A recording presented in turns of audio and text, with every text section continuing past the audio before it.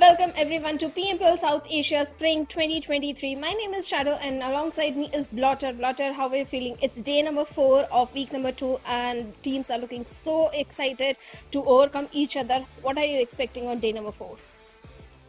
Well, most certainly looking forward to the aggression from the teams, but also looking forward to how exactly are the teams going to be coping up, because so many teams, big names who are sitting on the second page of the leaderboard have not had a good start to week 2 itself as well. So hopefully today I'm expecting some changes over there on the second page. Well, big changes should come on second page, but on the first page also for MV, well, after two chicken dinners, they are looking so very confident that they can topple over the players of Stalwart Esports if the consistency comes today as well. But at the same time, Stalwart Esports, they are being the most consistent one. So for the top spot also, there is a battle going amongst the top 3 teams, especially the top 2 teams. Absolutely, but as we were talking about this, it is a long process, right? We are going to be, of course, looking forward to not 1, not 2, but 3 league stages, right? So, of course, that also does mean that after this week also, there will be a chance for the other teams who've not been able to rack up those points in the first 2 weeks, and then perhaps in the final week, Shadow, for the 5 days that they will be playing, the 5 games that they will be playing, might as well end up resulting them being in the top 16, go into the grand finals itself. Well, certainly to go into the grand finals, you have to earn those points, and bonus points are so very crucial. And the weekly bonus points are awarded for each week for weekly ranking. League bonus points are awarded for overall league stage ranking, but the total bonus points are going to be total weekly bonus points plus league bonus points, and the bonus points are first place will get 20 points, second place will get 19 points, and it keep on reducing. The bottom team is going to get single point, but for the league place the point structure is like this: the first place is going to get 10 points, second will get 6 points, third is going to get 5 points, and it keeps on reducing. But the main focus is elimination point, because for per elimination you get one single point. Indeed, and that is something that we've seen again and again. So many individual players and teams utilize in their favor and, of course, get those elimination points. That means automatically you might actually even be surpassing the team sitting with a chicken dinner and only 4 elimination points. Because if you are looking at a really high fragging game, automatically you're walking away with that many more points. With that, of course, let's also complete the entire conversation with the overall ranking. Certainly. In the overall ranking, we have Stalwart Esports on the top with a single chicken dinner, 117 points. But for MB, they got 2 back-to-back chicken dinners yesterday. Now they are sitting on the second position with 115 points. And we have DRS Gaming. This time, this particular week, DRS is also having a very good run. They are sitting on the third spot with 96 points. A+C Esports yesterday was not their day, but overall, they are sitting on the fourth spot with 92 points. And at the bottom, we have the players of Bad Intention sitting on the 20th spot with only 19 points. Intention X Esports, ups and downs coming in from this particular team as well. They're sitting on the 19th spot with only 31 points. TRZ yesterday, 2 players did showcase good performance in one of the Erangel, but that is not enough. They need more points than that, because they are sitting on the 18th spot. Abrupt Slayers are also on the 17th spot. So let's see what's going to happen if these teams can propel themselves in the overall ranking. But looking at the head-to-head, we have DRS Gaming and A+C Esports. DRS, well, they are having a fantastic run in this particular week. Blotter, what do you have to say? Indeed, when it comes to DRS Gaming, you look at the amount of fights that they were a part of, right? I mean, it was just absolutely bonkers with the amount of control that they were able to bring in. But also at the same point of time, I mean, being in the top 5 is looking really pristine for the side of the Real Soldiers. But is that going to be enough? That is what the question is going to be. At the same point, after all, right now, when it comes to the league plays itself that we are a part of, we know for a fact top 12 is the position that you should be in, because top 12 automatically allow you an entry onto that bonus Vikendi map that is supposed to be played on day number 5, for which, of course, DRS as well as A+C have been working perfectly. But this is something we spoke about earlier as well. There is still a lot of hope coming in from their fans as well, from A+C as well as DRS. But yeah, decently enough, again, like I said, consistency, ups and downs throughout, whatever the case be, they still find themselves in the top 10 position, in the top 12 position. So looking pretty A-okay for week 2 right now, I'd say.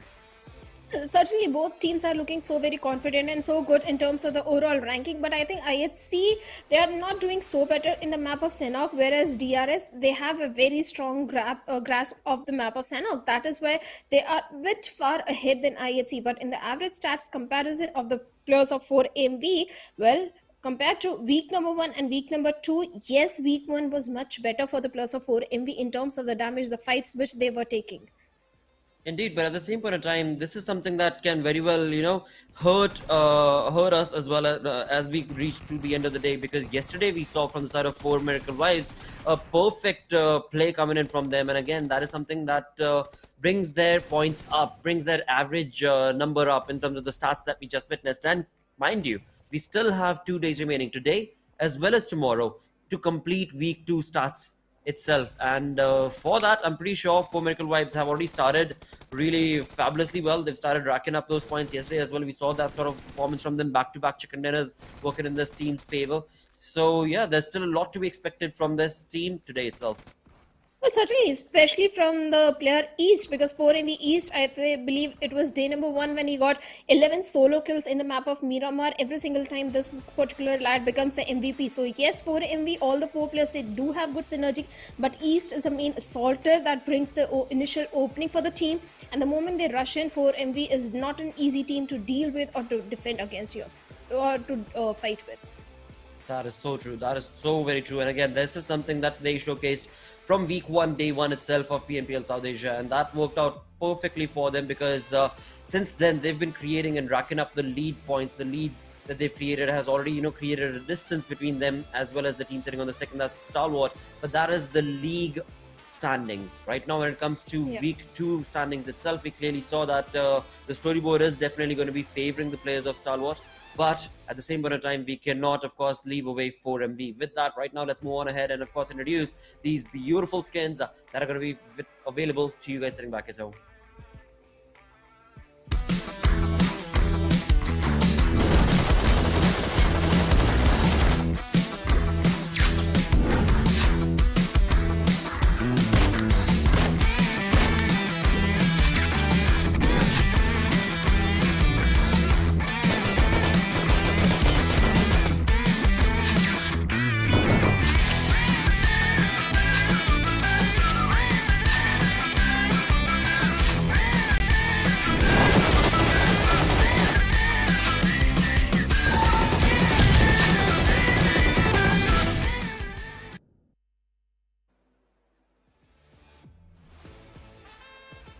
Well, beautiful skins. I'm very sure everyone watching the stream and even Blotter and me, we want to get our hands on these beautiful skins of the Crimson package. That is so very true indeed, and that is something that has been I've been kind of keeping an eye out towards for a long time. With that, today it is going to be a perfect Erangel day because we've got quite a lot of Erangels, 3 Erangels off of the 5 games that will be played out right here. And of course, to start the day off, we are going to be jumping in to the map of Erangel, where once again, as usual, Group E is not going to be participating. That means A+C Esports, Leo Esports, Elementrix, as well as Sidam Esports are not going to be part of the first game. But apart from that, A, B, C, and D are going to be there. That means now it is time, Shadow, to jump on to the other side of this entire belt of conversations. It is time to start predicting. Well, the prediction, the very first game is going to be of Erangel. And when it comes to Erangel, so many teams have a good run. But yesterday, well, SKYLIGHTZ Gaming, they almost got a winner chicken dinner in the last match. So I believe SKYLIGHTZ ought to get this one. Indeed, there is definitely going to be quite a lot of hope from the side of SKYLIGHTZ Gaming and as well as their fans as well. And they picked up the pace really amazingly for themselves. But at the same time, today I would love to see, as we were talking about it, 4MV, where exactly do they stand? And of course, to see if they're able to get a really good game, then automatically we know as we progress on throughout the entirety of the day, things are going to go in their favor. But if they don't, then it is going to get tricky. That question that we spoke about, will they be able to, get those points in this day itself to be able to rank up above Stalwart Esports? That is something that, of course, only time will tell. But right now, I feel confident there is a chance for 4MV to deliver a chicken dinner in style. Well, they certainly can because they are already having a very good run. yesterday, the way they showcased a performance back-to-back chicken dinners, one in Erangel, one in Miramar. So definitely 4MV are looking so very strong, but it is SKYLIGHTZ Gaming. It's high time they spread their wings, and I want them to get a chicken dinner for themselves, because yesterday was a very good run. Yes, they managed to get one, but they were looking for the second one in the last Miramar. So let's hope if they can do so. But looking at the flight path, let's find out where the flight trajectory is going from. Indeed, let us find out, of course, as we do have the military base down south towards the western side of where the zone was taking us. Alongside that, as we can see right now, it is going to be, well, it could very well be STE right now that we are looking at, or maybe 4MV, because they seem to be going down towards that military base. And we know that these two teams, 4MV as well as STE, always find comfort in going to the military base, even if the zone is not dictated towards that side. But at the same point in time, look at the entry, look at the swag. And this is where, of course, all of that makes such a huge difference. Certainly, swag is definitely there, and we have seen certain times players try to get the swag points as well by going for those vehicle runovers. And we have witnessed quite a few of the vehicle runovers, especially yesterday also, where a few of the players were going for that, especially for heavy. I believe it was East who got it. So right now, like you said, it is Stalwart Esports and 4MV going towards the side of Southern Island, but we are yet to find where exactly the flight path is, where exactly other teams are heading towards. But we know bad intention. Let's talk about this particular team, Blotter. What is happening wrong with them? Because yes, they started the week on a very good note by showcasing some good performances, but other than that, bad intention, they're completely missing. This time also, look at the position. Yes, we do have a northern circle, northwestern circle, but the amount of teams that are surrounding the plus of bad intention, it is not looking good for them at all. But we have a first round coming in onto the plus of Stalwart Esports, and looks like the top two teams, 4ME and Stalwart Esports, they are going up against each other. Absolutely, and they are almost about 3,000 meters, if you can say so, from the zone itself. The zone has definitely gotten itself towards the northern side, but right now towards down south, as you were talking about at the island, that we do see 4MV and STE find themselves and call their home, has been pounced on upon from 4MV's side this time around. Of course, the revival probably is going to be right there, and that should provide STE with an opportunity to still walk away with all four players standing from this fight. But will 4MV allow that or not is going to be the tricky question. And this is the first time actually that 4 Miracle Vibe have decided to actually take on shots against the players of STE, as both of these teams know that both them find military base as their home. So this time around, now there seems to be a trade. Of course, Tops was provided with that revival, and now sadly Doc on the other side has not been provided that revival, as he has been eliminated all the way from top. So quite quite a sad story for 4MV right now. Here I was anticipating and hoping that they would be the one. Looking forward to a good game today. But right off the bat, it seems like it has gotten into a little bit of a tricky start for the side of that team. But moving away from that side towards the players of Stalwart Esports, we of course do have Ners with the DBS. Not sure what exactly is he implementing to do with the DBS, intending to do with the DBS all the way from far away. But hey, look at that. It seems like perfect trades being created. Both of these teams are now left with just a 3-man score, because one side Doc was gone. From the other side, I think it was Tops who was just eliminated. So an interesting situation that both these teams find themselves in, and also a stalemate, because 2,700 meters is quite a huge distance to cover to get into the zone. Oh, there goes another one. Yes, there is another one, and IC also goes down. But the way the players of 4MV are playing with the minds of Stalwart Esports, Apex with the shotgun right on the face of action over there, takes him down as well. No, Nirzet is the only man standing, but not standing for very long, because vehicle explosion comes in, and Nirzet also goes down. The way 4MV engaged in this particular fight, where Apex, he's the MVP, because they kind of played with the minds of Stalwart Esports. They made them believe that yes, the players have already backed off from this fight or rotated away. That is why Tops was thinking the compound is very clear, but Apex was placed right over there, and Tops made the mistake of coming out in the open. That is where Apex striked in and took down East over there. I'm sorry, Tops over there. Later on, we took down IC, and Nirzet was the only man standing. So fantastic play coming in from the side of 4MV. Indeed, and as we go north from military base towards, of course, Georgia Pole, we've got Esports, who are looking very comfortable right based on their drop. Of course, that is towards North Georgia, and down south of Georgia, I wonder if they do have teammates around, or rather another team around, and they definitely do, because Venom DE is another team that goes towards that North Georgia, and that is exactly where they might end up going in a fight against each other. And there we have it, of course, the zone on our shooting range in the center, T2K all the way up on top, looking very, very good in terms of the way that the zone has actually worked out for them. At the same time, though, now we'll have to see how other teams that are rotating from Yasnaya. We've got SKYLIGHTZ Gaming as well as NB Esports, if I'm not mistaken, and Mabitex. So there are three teams who are making an entry from the Yasnaya region as of now. But are they going to get sprayed on upon is what I'm waiting for.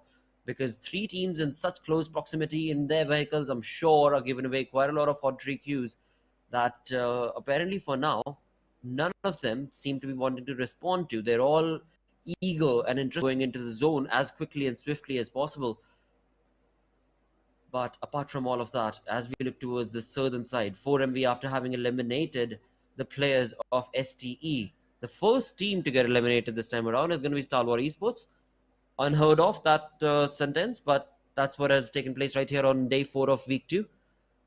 Alongside that, 4MV now have actually gotten themselves towards the military base buildings itself, because they were at the bridge towards Novo and then had to get into the vehicle, go down to the military base buildings, get their loot set up, and now are probably looking for a very, very late rotation. This kind of a circle is not so easy to play around with, because okay, let's be honest, yes, T2K, they are in a good position, but I don't think they do have information about the rotating teams. They have to be very careful about the players of Matrix Esports. Early rotations are coming in from all these teams. That also means that they don't have enough resources in their hands, and Valley, well, he had no idea about the position of the players of T2K Esports out there in the open and has been shut down by CO over there. And now T2K, well, they have got one defeat point in their favor, but Matrix Esports, they lost one of their own. The numbers are not in their favor. 4MV going for a very low rotation. They are going to be awarded by a clear pathway inside the circle. So that is a good thing coming from the side of 4MV as well. But other teams, do they have enough resources to survive this kind of a circle, to survive the initial fights? That is the main worry that I am having for all these teams right now.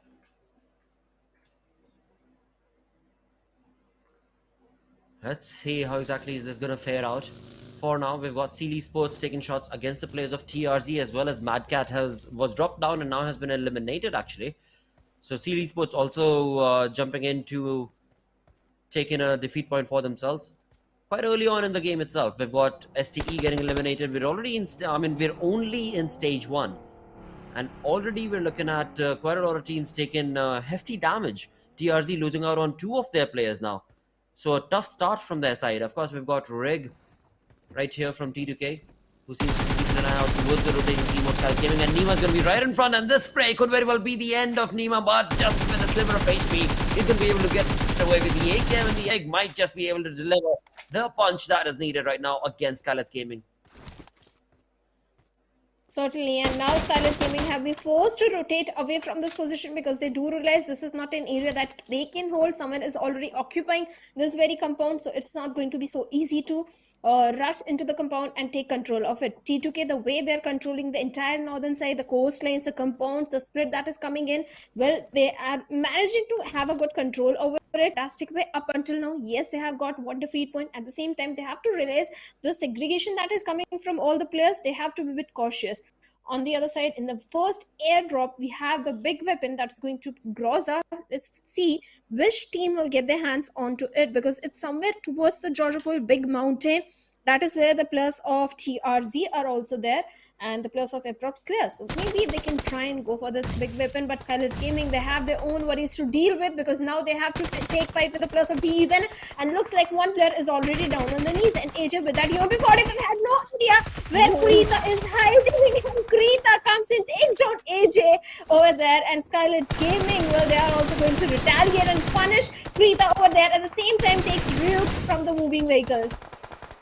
Indeed, as Venom DV, they find trouble in this compound. Krita has already jumped down, but jumping down, will it save him or not? Because in the faraway corner towards the flank, we can see Relay is waiting on from the side of Venom DE. But what all is he going to be able to do when SKYLIGHTZ Gaming players jump on ahead, the three-man army, all against Krita right now? But at the same time, in the feed, we can see Esports taking shots against the players of Bad Intentions, and Bad Intentions themselves this time around seem to be in a little bit of a control in that fight. But we'll come back to that, as on our screen, SKYLIGHTZ Gaming is still not yet done, because they've got the one final player of Venom DE still to take out from the competition. That's going to be Relay right there. But let's see, will Relay give that sort of an opening to SKYLIGHTZ Gaming? SKYLIGHTZ Gaming, no fear, the only player right now who seems to be able to get those 2 defeat points, as they were able to take down the players of Venom DE. At the same point of time, it seems like Relay is not going to be able to survive for long, because he gave away his information while running away. Mafia Ninja knows. But are they going to push? Are they going to try and get that team eliminated? With that, it seems Esports against Bad Intentions is coming to an end, as it all boils down to Soulless against Alpha, where indeed Soulless has been able to bring down Alpha as well. Now, Bad Intentions, where is your mate at? Of course, there is going to be an opportunity for that revival, but will that be enough? With this nade, is it going to do something? No, it will not. Alpha is still getting that revival, but again, another nade being cooked to perfection. Soulless, how exactly is this going to fare out? Will it play out in your favor, mate? It's a 2v1 situation where it seems like Alpha is going to be run away from the entirety of the fight, which is chaos, definitely, but also class 101 right there. You don't turn your back against your opponent. And that is something that, of course, Sim did right there, which eventually led down to their demise, as now we've got 14 teams remaining. 45, make that 44 players in total.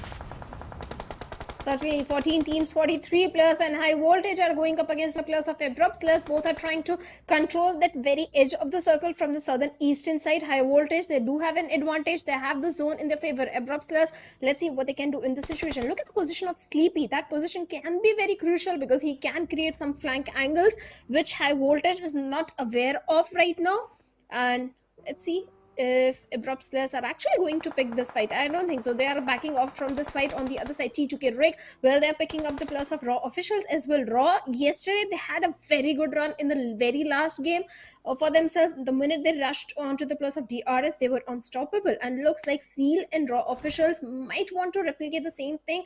But, well, Raw officials, they are being stopped by the plus of T2K right now. Indeed, they are.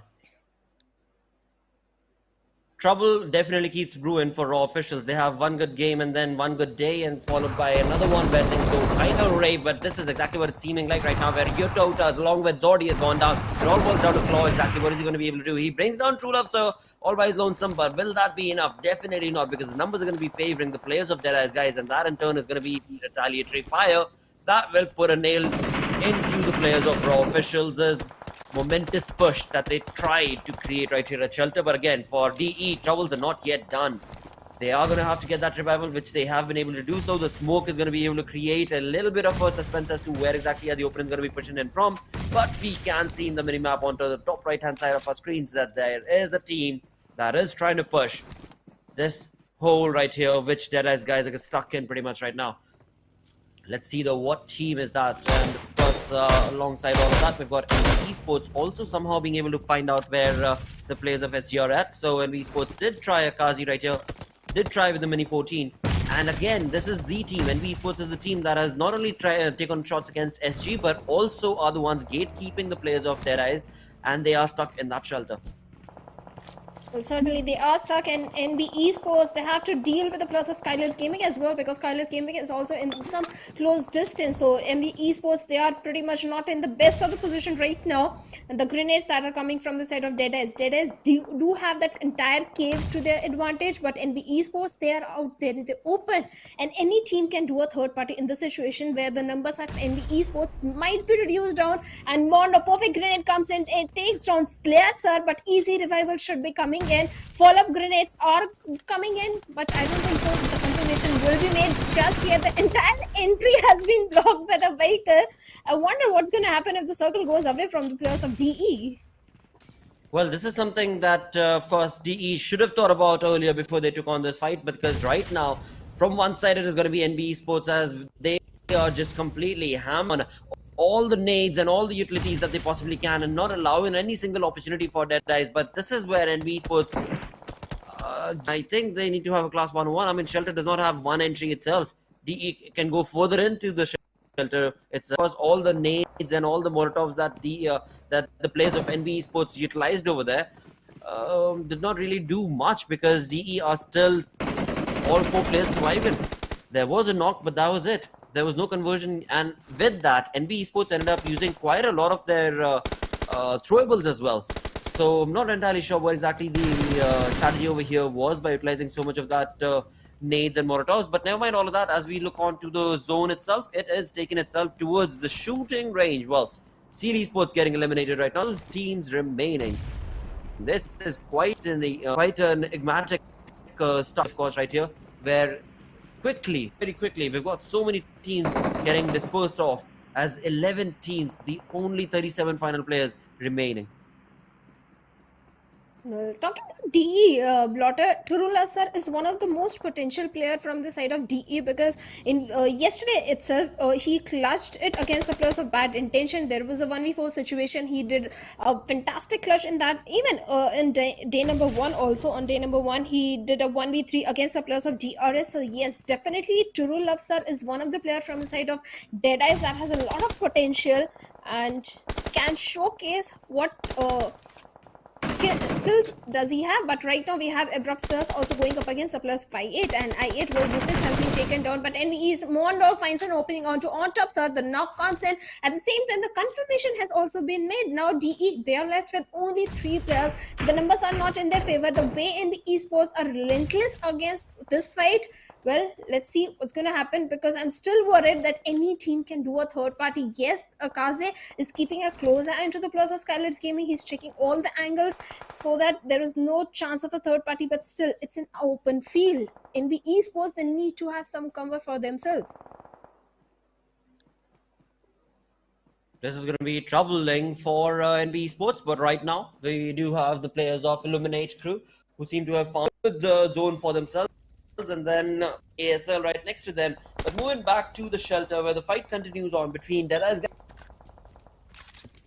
guys against the, where things are in a curveball shift, a turn in any of these teams' favors. Of course, on top, so was eliminated from the side of DE, but at the same time, will that be enough? As we push on ahead, NB Esports themselves are a 4-man squad, but like you perfectly mentioned, Shadow, they are out in the open. So it couldn't have gotten worse for the players over there. But of course, along with that, right now, it all falters back onto how exactly are these two teams going to be moving away from the Shelter region itself. And it seems like there's a third team as we look on the minimap. In purple, there's Prey, and this is where it is just turning into. And the third team is none other than 4MV Blotter. It's a deadly situation for the players of NB Esports, because the aggression that 4MV brings, well, DE and NB Esports better be careful. But Gyante from that little tree cover is trying to pick up the players of I8. Yes, DRS, they are on the edge of the circle, but on the uphill, we have the players of high voltage. So Delta and Gyante, along with his teammates, needs to be a bit careful of that uphill position of high voltage, because maybe there is a possibility if the players of high voltage decides to go a little southwards for the rotation, they can spot the players of DRS out there in the open. That is why maybe the players of DRS, especially Delta, is trying to reposition himself. High voltage still holding on to that eastern periphery of the circle. T2K might come in from the northern side. DE Precious finds a perfect knock onto Sek over there. That fight is exactly prolonging. True Love Sir with a grenade takes down Mona over there. So the numbers of NB Esports are not in their favor. And what just happened? Fist Boy with his own grenade takes his own life, and Precious Sir chimes in and eliminates the last player. NB Esports, they have been eliminated at the 11th spot with just only a single elimination point. Fist Boy, that grenade that he took on himself was so very deadly. Otherwise, NB Esports might had an opportunity to clutch it out. But right now, look at the position of reviews. At the bottom, we have the players of DEADEYES. On the uphill, we have the players of SKYLIGHTZ Gaming, and Refuse is all by himself. Indeed, he is. As we look on towards the players, of course, of SKYLIGHTZ Gaming, AJ right here, as he takes on those shots against the players of TRZ as well. Now, from this feed, we've got so many individual teams who've been trying to, make an entry and a name for themselves. Rotation, that's for sure. The zone was such a curveball throw. based on how the other days have been and what the zones have been on the other days. Right now, 4MV in a lot of trouble for themselves, of course, as one of their players has been dropped down. And this is where they themselves are going to be left down with just a one-man squad. That's going to be Apex this time around, as Refuse gets eliminated as well. So a lot of teams right now have taken quite a chunk of, well, damage for themselves. But SKYLIGHTZ Gaming, this fight, if they are able to take it in their favor, they could be the ones leading towards the chicken dinner right now, as we've got Nima getting so very close to Mamba, but Mamba with that spray is not going to be able to connect or do anything at all with a two-man squad. Mamba pushes on ahead, and AJ goes down from the side of SKYLIGHTZ Gaming. It's a 3v2 situation, and Mamba is the only player from the side of Kunyo TRZ has been the one who's gotten 3 defeat points. The only defeat points that TRZ have are all thanks to Mamba. And of course, along with that, he's got the support of Degree from a flank angle and covering fire. But will this be enough? It seems like for now, Mamba has decided that this is going to be enough. He's going to be repositioning himself for this fight, or maybe even getting away from this entire squad, from this entire area itself. But as we move on from that fight towards another one, we've got the players of T2K Rig who are trying to once again gatekeep and hold on to the players of DEADEYES, guys, who are still full at stuck in the shelter. And to get out has not been comfortable for them, that is for sure. Hopefully, as the zone moves away, there might be a chance that T2K might just leave DE to their lonesome. But as of now, that does not seem to be happening, as T2K themselves, with a 3-man squad, have found a decent area right here. And all they need to worry about, of course, is going to be high voltage Jiggle right there, who seems to be wiggling about, trying to find a decent opening, or at least an information against the positioning of T2K. But look at the position of Abrupt Slayers. With the circle shift, Abrupt Slayers are on the southern side. Maptex Esports right in the epicenter of the circle. They do have a good position, but Abrupt Slayers needs to be a bit careful of I8, and looks like the players of I8 and Abrupt Slayers are going up against each other, as Novex takes down 2 players, but Drake is pushing on to the players of high voltage, but Jiggle with that Jiggle is going to take down Drake over there. So CEO do comes for the revival, for the help, but I don't think he can do anything in this situation. Abrupt Slayers, they have been eliminated on the other side, but Jiggle is still looking for the players of T2K. Indeed, and as that was taking place, 4MV's final player has been eliminated as well. Thus, we're left with 8 teams remaining. And looking at the way this push was made, T2K, sad turn of events for them, as High Voltage were able to maintain their ground. Malik has been dropped down, but it seems like right now, Jiggle as well as Assassin have other things to, of course, deal with. And from far, far away, T2K Jane was able to spot out Jiggle, and did take on a couple of burst damage shots, but that's all that's going to take place over there. From that, we move on to another fight where DEADEYES guys have finally moved out of that shelter, but now seem to be again stuck in this entire same place against the players of SG, where SKYLIGHTZ Gaming, of course, are trying, or rather were trying, to get closer towards the chicken dinner with the numbers advantage going in their favor. But now they have lost that advantage. They are a 2-man squad, and from those 2-man squad, they might as well go down to a single-man army, because it is going to be DE who might have an upper hand, but that's not going to be the case, because the DBS is going to be dictating the entirety of the fight. And just like that, Mafia Ninja is going to be able to obliterate the competition, and doing so, DE, they finally found an opening from the shelter just to get eliminated from the entirety of the lobby. Well, certainly. On the other side, Maptex Esports, well, they have eliminated DRS Gaming because of a vehicle explosion. High voltage Jiggle grenade comes in and takes down 1 player from the side of SKYLIGHTZ Gaming. SKYLIGHTZ Gaming, they don't have the numbers to create much of a situation in this situation. High voltage, they have the upper hand, but the DBS meta, Mafia Ninja takes down Assassin over there, and he's not stopping. He's going for the confirmation, going to switch to FPV mode, takes on second player, Malik, but from the top angle, the last player of High Voltage takes down Mafia Ninja, and now SKYLIGHTZ Gaming has been eliminated. But along with that, High Voltage has also been eliminated, because TRZ Mamba from far off angle eliminated the last man standing from their side. So 2 teams suffered in that particular situation, and TRZ, well, they capitalized. They got 1 defeat point for themselves. Now we have only 4 teams and 10 players remaining. Absolutely, and all of that illuminates true the compound that they had and held on to has helped them out, with all 4 players still surviving. 7 defeat points confirmed, and these tap shots coming in from Viper, of course, against T2K's Jane could very well be the end of T2K's player as well. But in just that small little segment, that Viper to be able to reload and check the other angle, Jane has gone behind the rock. And what a perfect gift right here coming in from the PUBG gods. Look at this. Illuminator's Viper has been grafted, or rather gifted, my apologies, with a perfect loot crate right in front of him to give him the cover as well, get closer to the opponent team as well. But in all, right now, of course, the perfect flank angle that I8 are creating. Look at that mini map. They are spread across from the center all the way towards the west.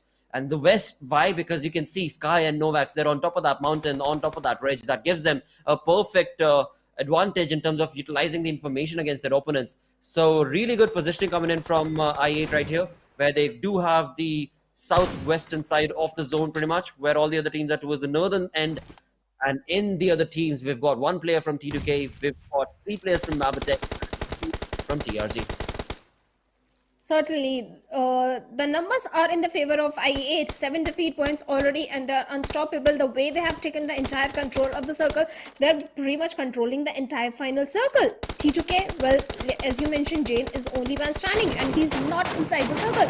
He has to leave his hard cover. He has to come out in the open. Otherwise, the blue will take him down. Maplex Esports, they are also pretty much pinned down in that little dip area over there, and I8. If not I8, TRZ can capitalize, and Maplex Esports, they are definitely not in a good position right now. But I8, this is their game to lose. Indeed, but like you perfectly mentioned, I mean, if TRZ somehow are able to, bring down the numbers of Illuminate Crew, then things are going to get tricky. But hold on, TRZ decided a completely different entry into the zone itself, and with that, T2K has been eliminated. But at the same point of time, TRZ themselves, I guess, might find themselves in the crosshairs of Illuminate Crew, whereas for Mapdex, things just got a lot worse, because for now, or rather till now, Woof's Viper, they were focused on, of course, the final player of T2K. But now that they have been eliminated, it is all going to be crosshairs towards Mabitex and TRZ. And TRZ themselves, again, they've moved on to a different angle for I8 to not be able to take on shots. But it's only a matter of time, because the numbers are favoring I8. They are a 4-man army against a 2-man squad of TRZ. So tough luck. But at the same point of time, the most bad luck situation that could have been has been introduced to the players of Mapdex, where they are just stuck in that small little shack.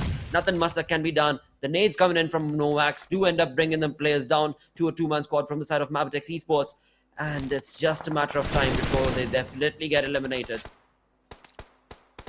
All Maptex in this situation can hope is the plus of I8 go up against the plus of TRZ, and that is exactly happening as Novax takes on Mamba. So TRZ left with only one player. The confirmation has been made. Now Degree is the only man standing from the side of TRZ. That is a bit of relief for the plus of Maptex Esports, as maybe they can get a few more placement points for themselves. But no, Woofies has already closed in the distance. Perfect backline support also coming in from the side of Novax, and Maptex Esports have been eliminated. Now it's only Degree versus 4 players of I8. Yes, Degree did manage to take down one, but a 1v4 was way too much, and with that, I8 get winner chicken dinner for themselves in the very first game of Erangel.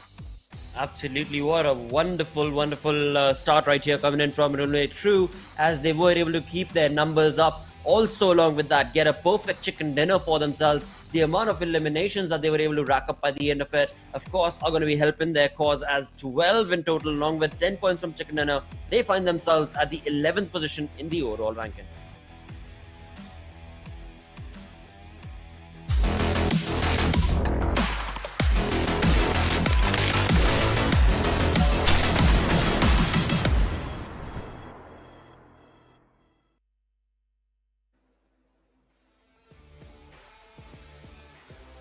Well, welcome everyone to PMPL South Asia 2023, and the first match is already over of day number 4, week number 2, and I8 got a fantastic chicken dinner for themselves with 12 eliminations blotted. This time the circle was so crazy. The fights were happening from the very start of the game. So many third parties were happening when SKYLIGHTZ was going up against the players of DE, when the fight with SKYLIGHTZ and High Voltage was happening. So many third parties were happening, and so many teams lost out on their numbers, but in the end, the team with the highest numbers, I8, capitalized and got the entire control of the circle, and they managed to get a winner chicken dinner for themselves. Absolutely, and that is something that I'm sure they're going to be very happy about. That is most certainly going to be helping them, as they found themselves on the 11th position with 12 eliminations along with the chicken dinner. So kudos play coming in to Illuminate True right there. At the same point of time, like you perfectly mentioned, it was a chaotic Erangel, that's for sure. There's no denying it. I mean, all of the teams, they jumped into action right away. We saw 4MV against the players of Stalwart Esports, where STE this time around ended up being the first team to get eliminated from the lobby. Unheard of. But that's exactly what has taken place right here. And this is something we spoke about, that week 2 is going to be bringing a lot of turmoil for a lot of teams. And as we reach the end of week 2 itself, it seems like it is getting harder and harder for these Mongolian teams to be able to maintain their disciplined domination that now is being taken over by another region's teams. But of course, with that, let's move ahead and talk about the MVP.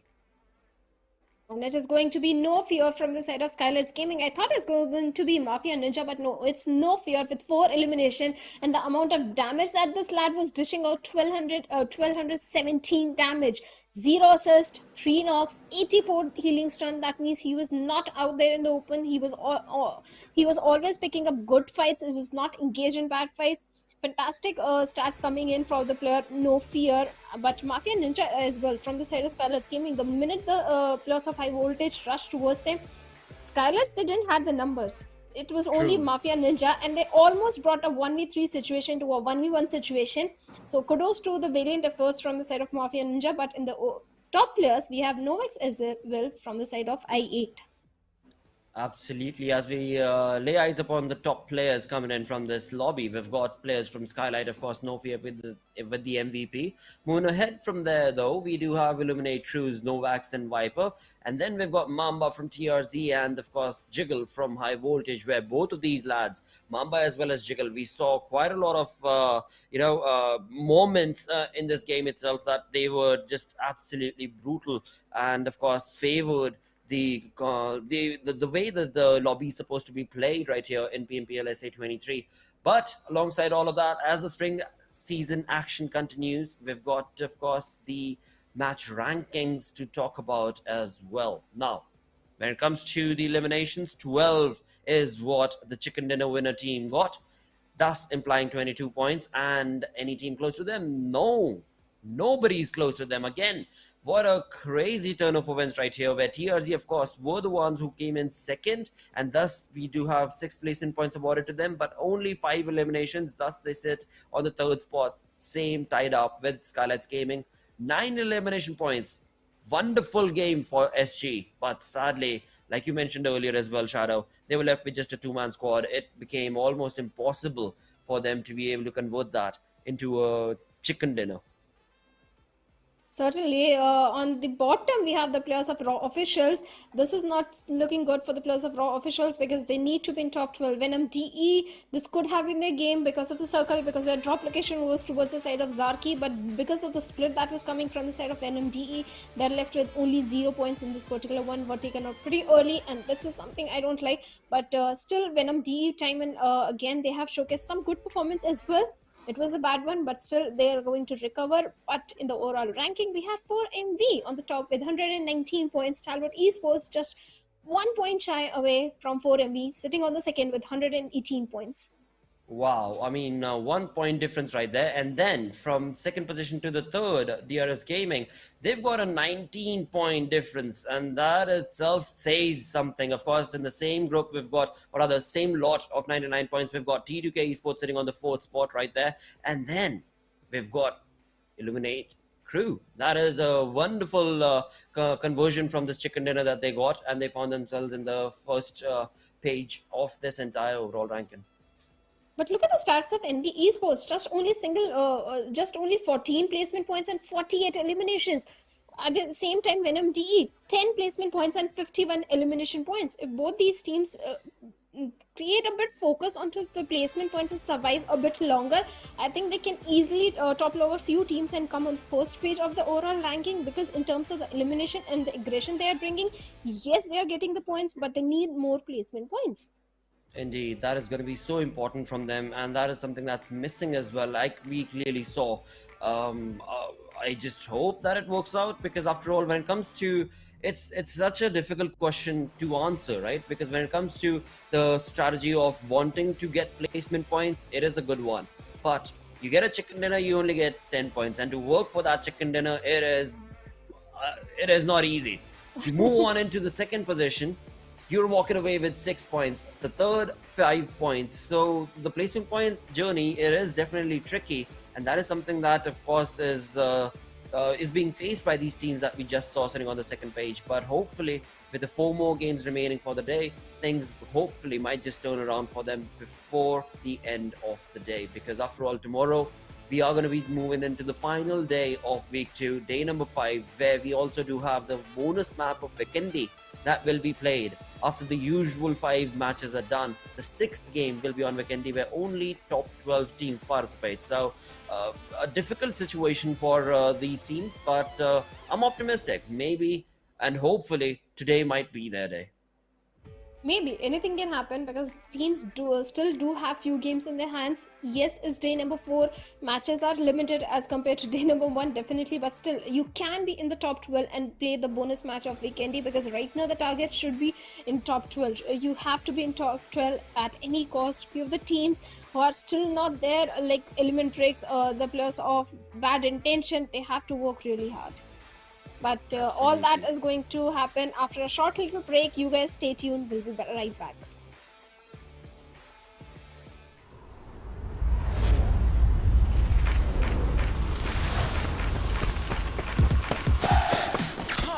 Let's go!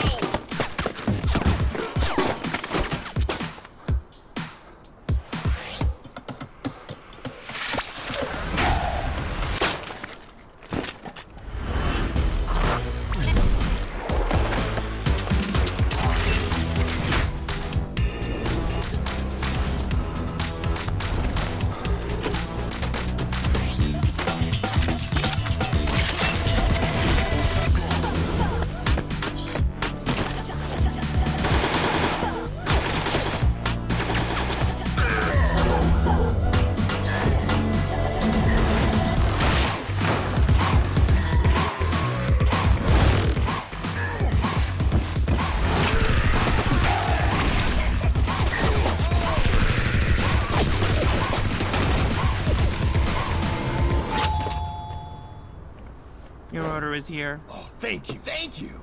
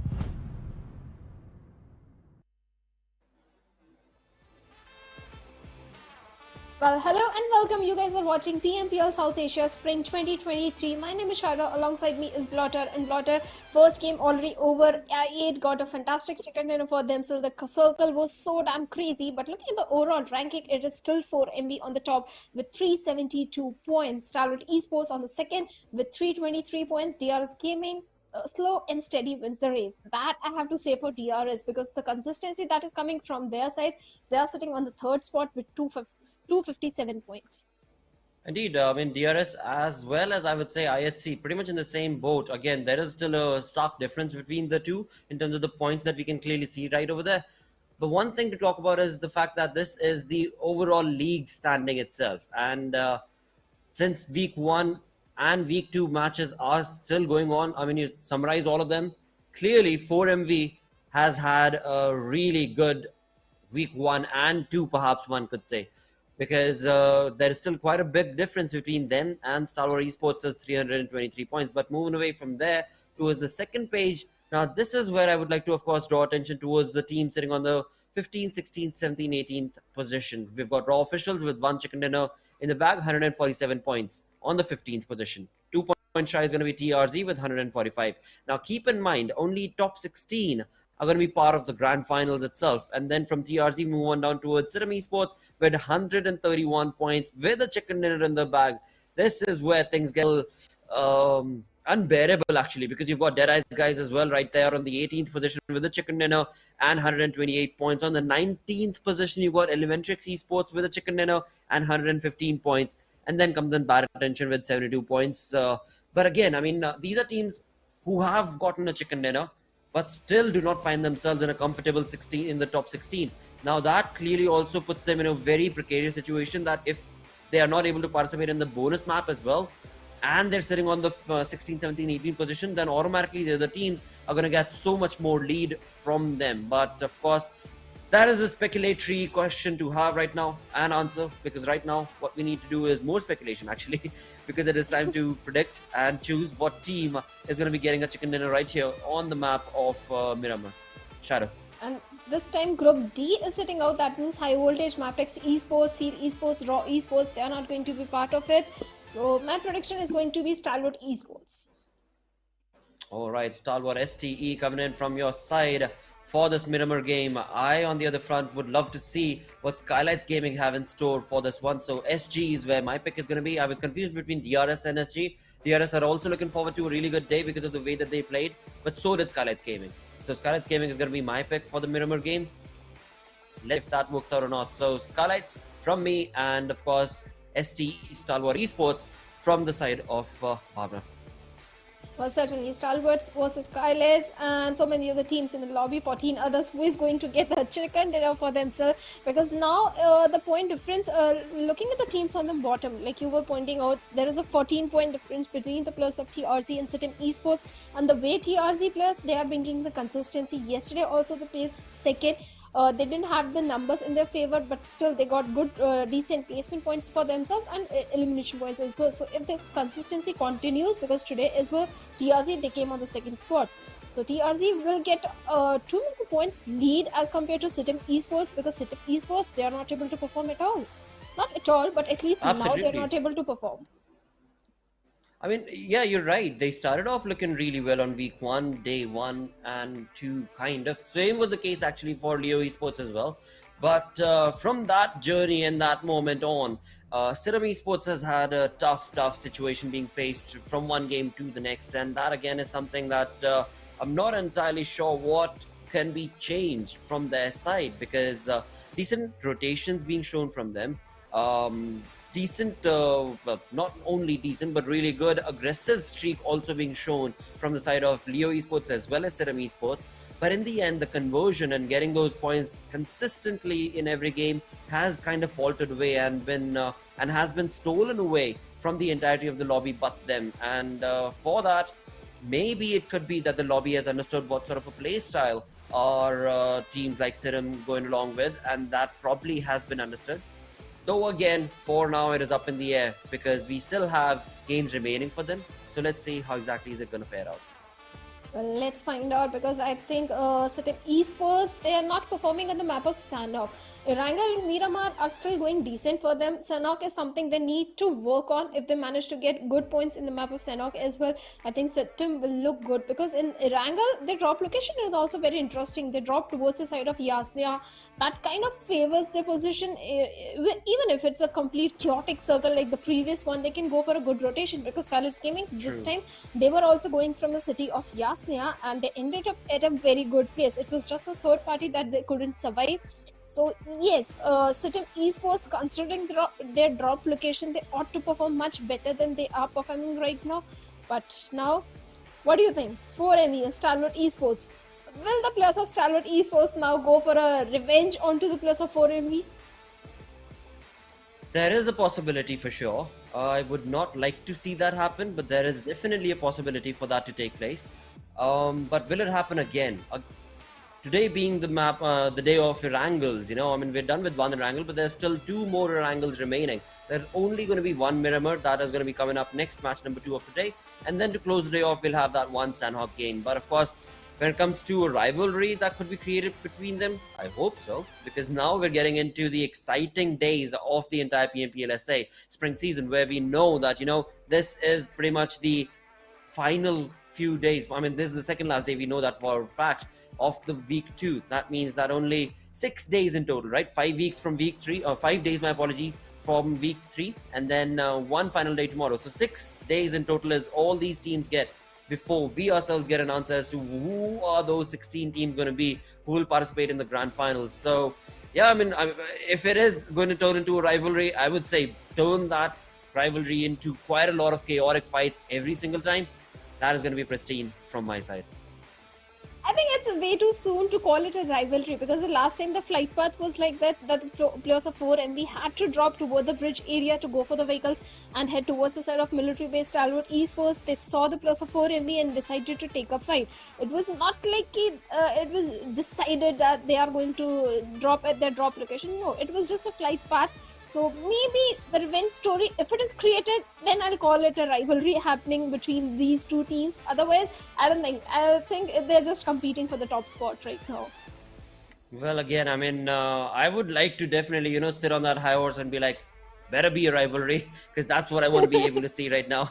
At the same point of time, both of them know that those are the only 2 teams that are going to find themselves on the military base. So automatically, it takes you to a question that should STE have pushed on and taken on those early knocks, or rather taken on that bring down the player Doc from the side of 4MV?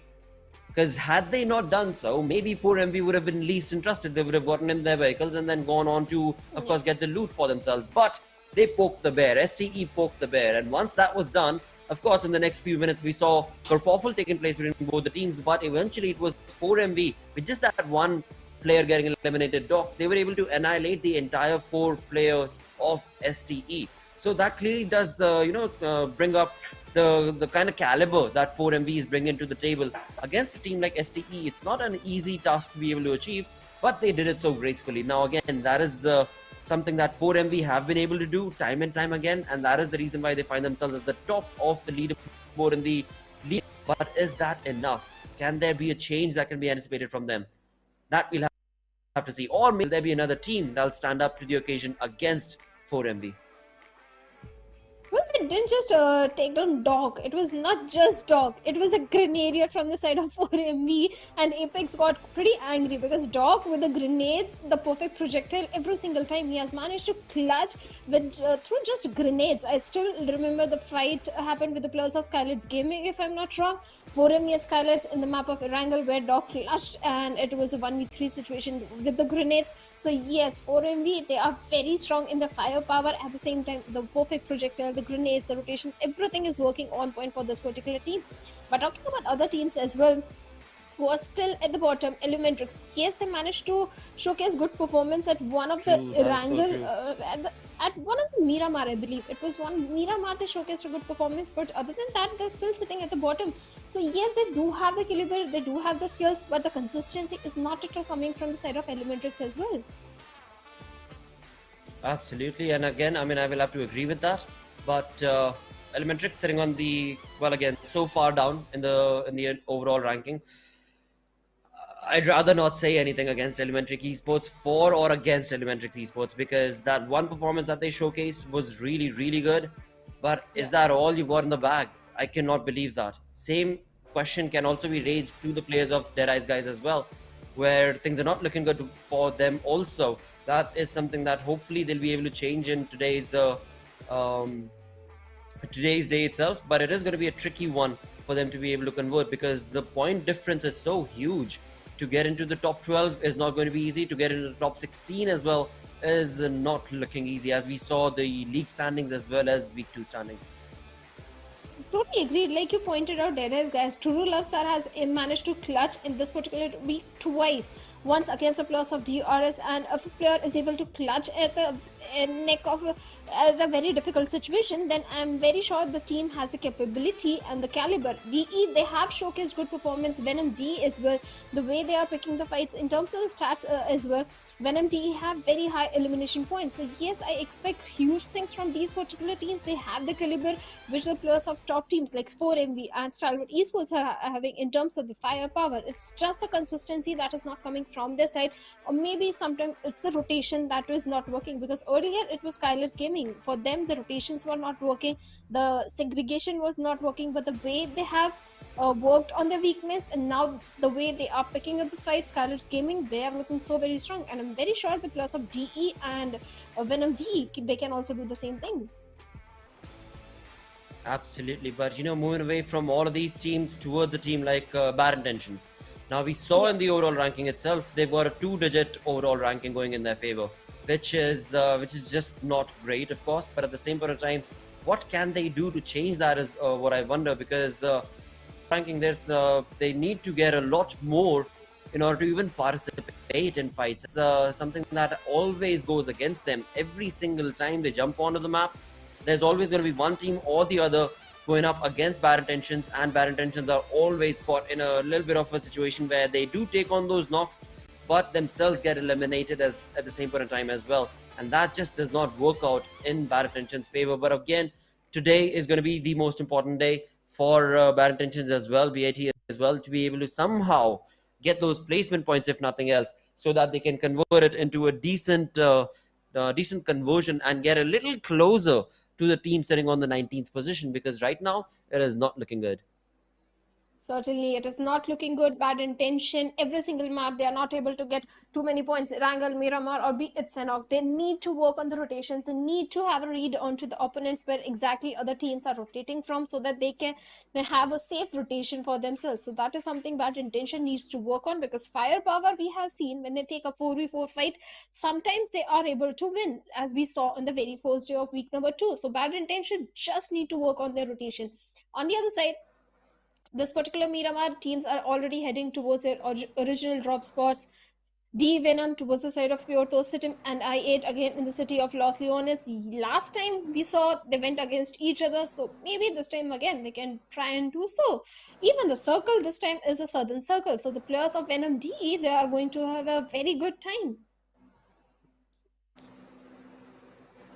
Absolutely, this zone is going to be favoring them, that's for sure. But let's see how exactly are they going to be able to convert it into a decent game for themselves. Though, at the same point of time, as we look toward the Los Leones, once again, Serum Esports, Eliminate Crew are going to find themselves right on top of each other.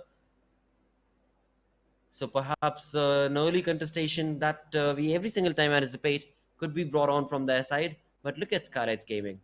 Going towards the northern, that is where they love to go anyways. But going early on, outside, away from the zone, to get their loot for themselves comfortably, is something that clearly indicates the fact that SG is playing passive. SKYLIGHTZ Gaming is playing passive. They do not want to get into the zone where they know that all the teams are already going to be present there, based on as the flight path was.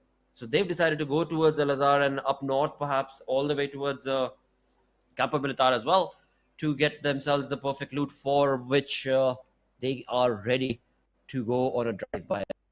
We've got the players of IHC against the players, and now look at this. Sometimes it's Esports, sometimes it's another team, but for IHC, trouble just keeps on going on and on.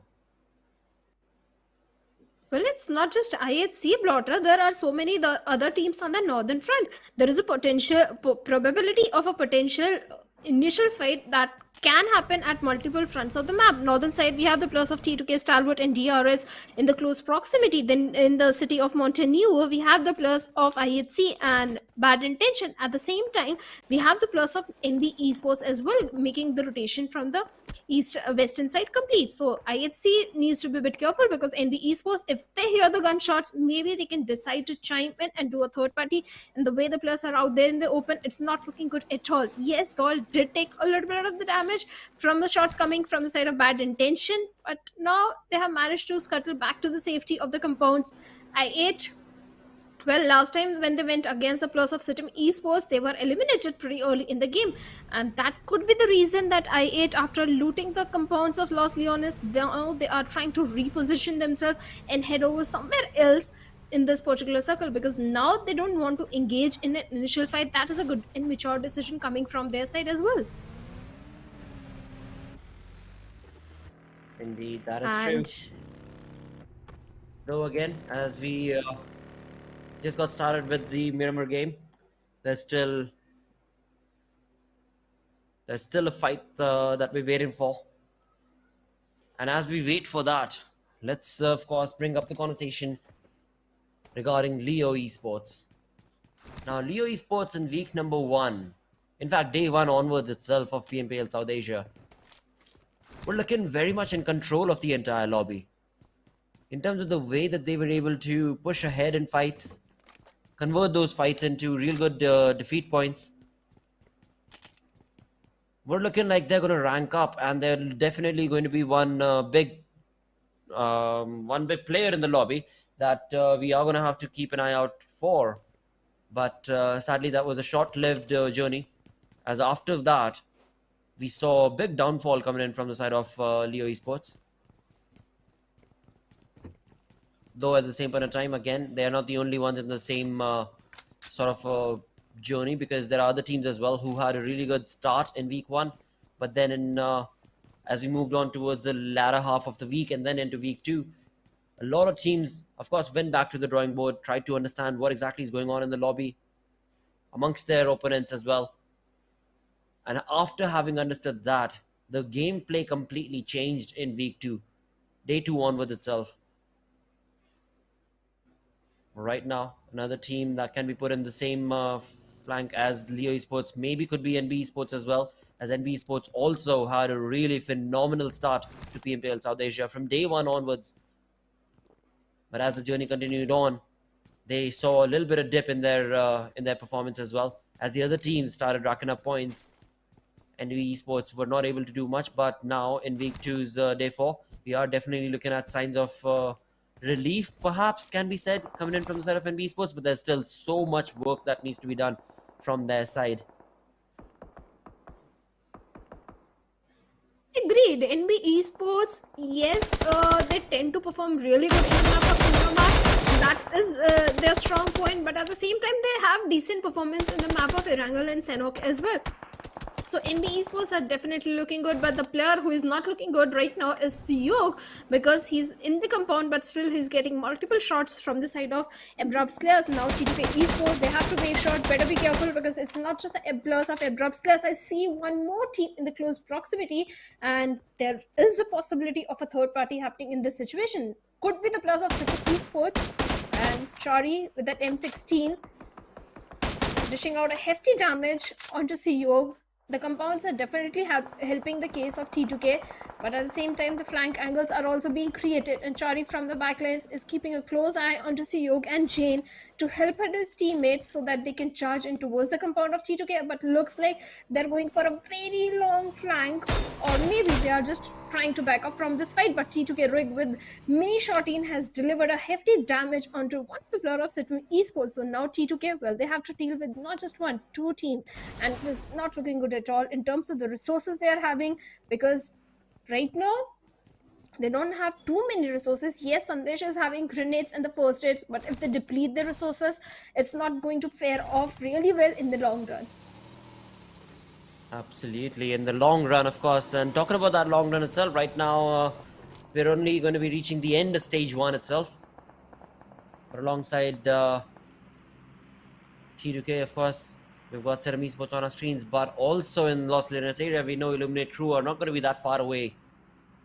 So Serum's Desert X is going to have to be a little careful as to how exactly does he want to approach this fight. He's looking once again pretty pristine with the DBS. That DBS meta, I mean, honestly, it's like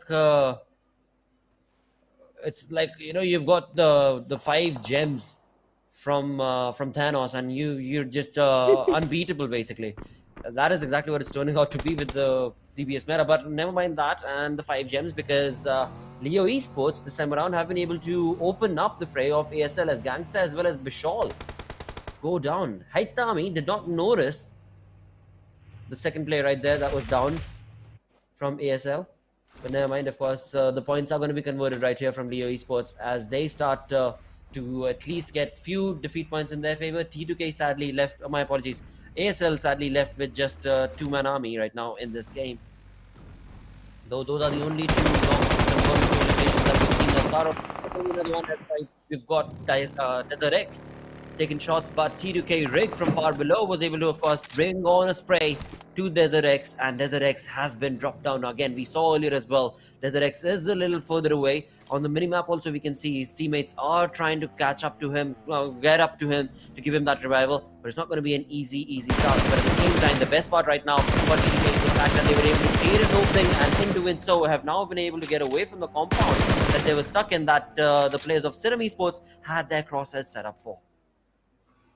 Well, certainly Team Esports, well, Desert with that weapon in that long range was being way too optimistic, because controlling the recoil of M249 in that long range is not so easy. That resulted in his knock. Now, Team Esports needs to be a bit cautious, but right now we have the plus of TRZ and Venom up close by where TRZ, they do have the height advantage, and I only see 3+ from their side, from the side of TRZ.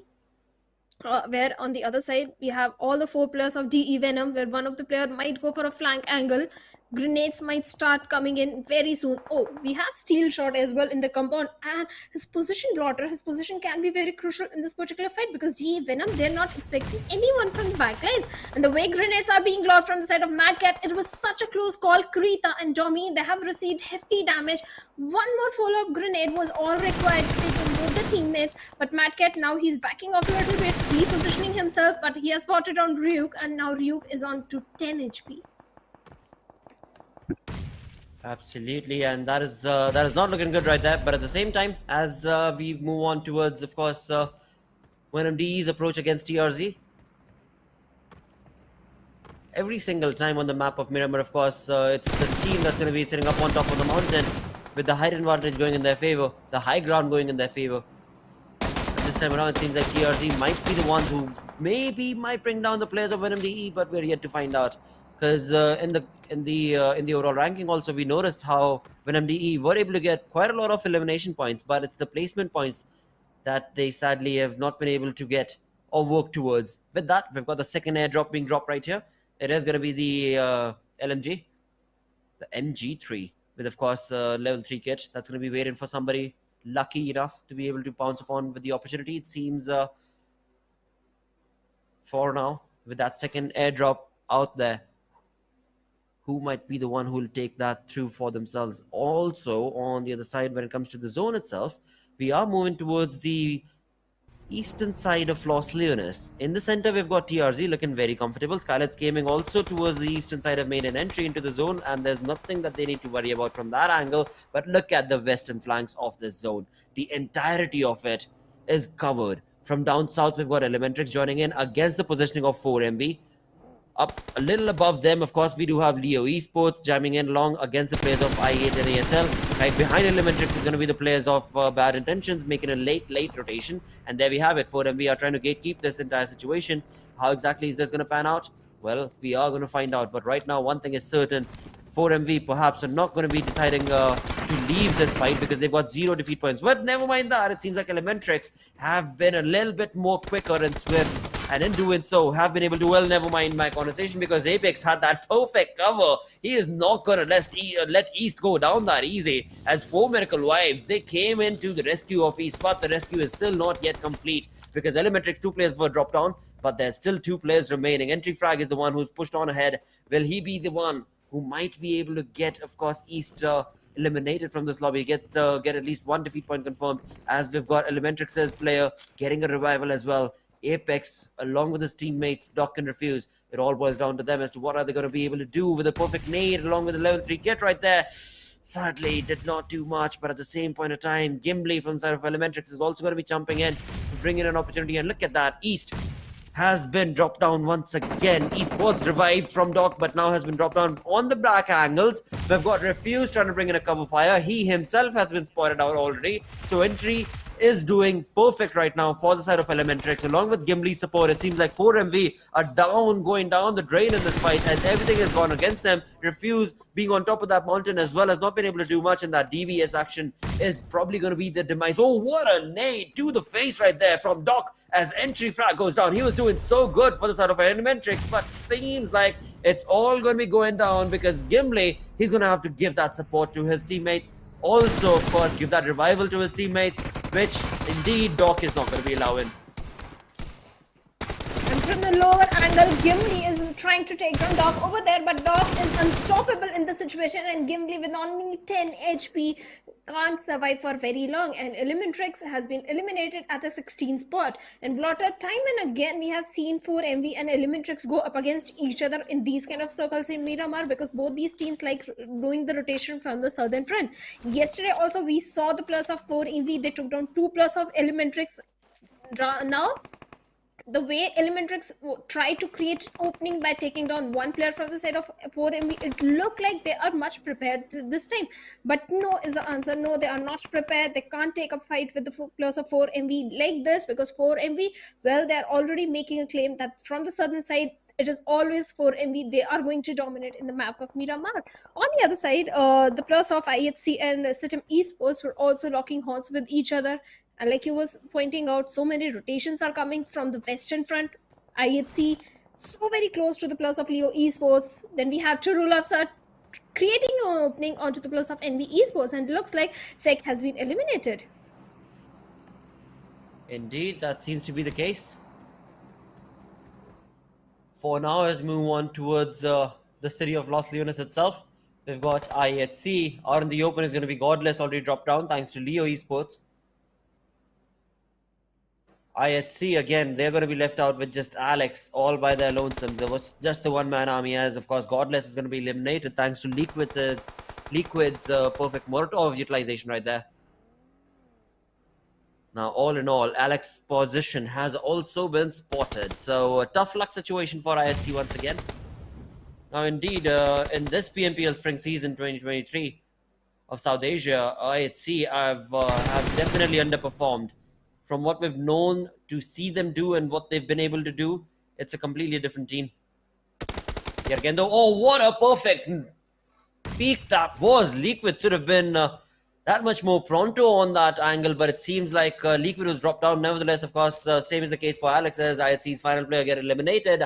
We are looking at the second team to get eliminated from the IHC, but now it seems like Leo Esports are going to be bringing that mayhem against the players of 4MV as well, as of course Slipknot went up on top through the rafters and was able to scope out the players of 4MV. But as of now, he's fallen back. But the team that has not fallen back is going to be DRS against another team. That's going to be STE. And Action with a DBS is going to be able to annihilate the competition, as Nirs as well as Action go down with that perfect Molotov, or rather nade being utilized from the side of DRS. And this, in doing so, has resulted in STE down to a 2-man army right now. Tops and IC are the only 2 players remaining. Make that 1 as IC. A perfect nade once again from DRS, as Delta is bringing in quite a lot of chaos for survival. It seems like this is going to be very, very tricky, because IC is a 1-man army against these 2 players coming in. And then comes in that perfect DBS, if I heard that right, because that's exactly what the sound it makes. And yep, with that, we've got another Mongolian team getting an exit from this game. That's going to be Stalwart Esports. What is happening? Blotter Stalwart Esports losing 4v4 battle. This is something we have never heard of in the entire 2-week scenario. This is the first time Stalwart Esports back-to-back 2 bad games are coming from their side. Stalwart Esports, I'm very sure they're going to recover and come back much stronger because I don't doubt their skills at all. But still, this is very shocking. On the other side, we have the plus of 4 MV having the upper advantage onto the plus of DE Venom and DE Venom. If they come out in the open, they better be prepared to get punished either by Doc or his teammate. East also having the height advantage. But look at the linear split that is coming from the players of TRZ. All the 4 players having a linear split, having the height control, higher ground for themselves, trying to control the circle from the center. Well, TRZ are also looking fantastic in this particular circle, Blotter. They most certainly are. The only thing is, are they going to be able to convert the position that they're at into a really good position in the overall ranking? That is going to be the biggest point that is probably going to be awarded to TRZ, but we'll have to see. We'll come back to that later. As for now, we've got 4 MVs players trying to scope out the players of Venom DE, have not been able to do so just yet. But looking at 4 MV in the minimap itself, we can see that 4 MV actually need to get into the zone as well. For Venom DE, they've got the compound, they are in the zone, so they are at least a little safe for now. But apart from that, Venom DE themselves have 0 defeat points, and that is something they, I'm sure, are going to be eager to achieve and get, because that's what we see them do time and time again. No placement points, but hell a lot of elimination points is what Venom DE have been able to do thus far in this entire PMPL South Asia.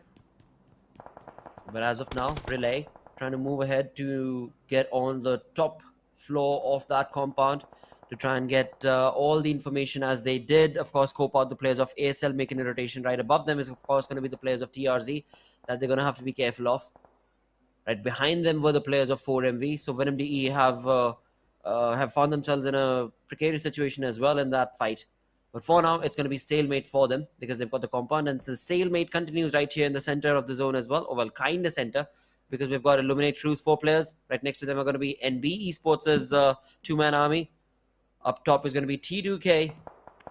And of course, along with that, we've got another team around in the vicinity as well. So just a few minutes, and this is going to turn into a chaotic zone for all of these teams as the circle moves away.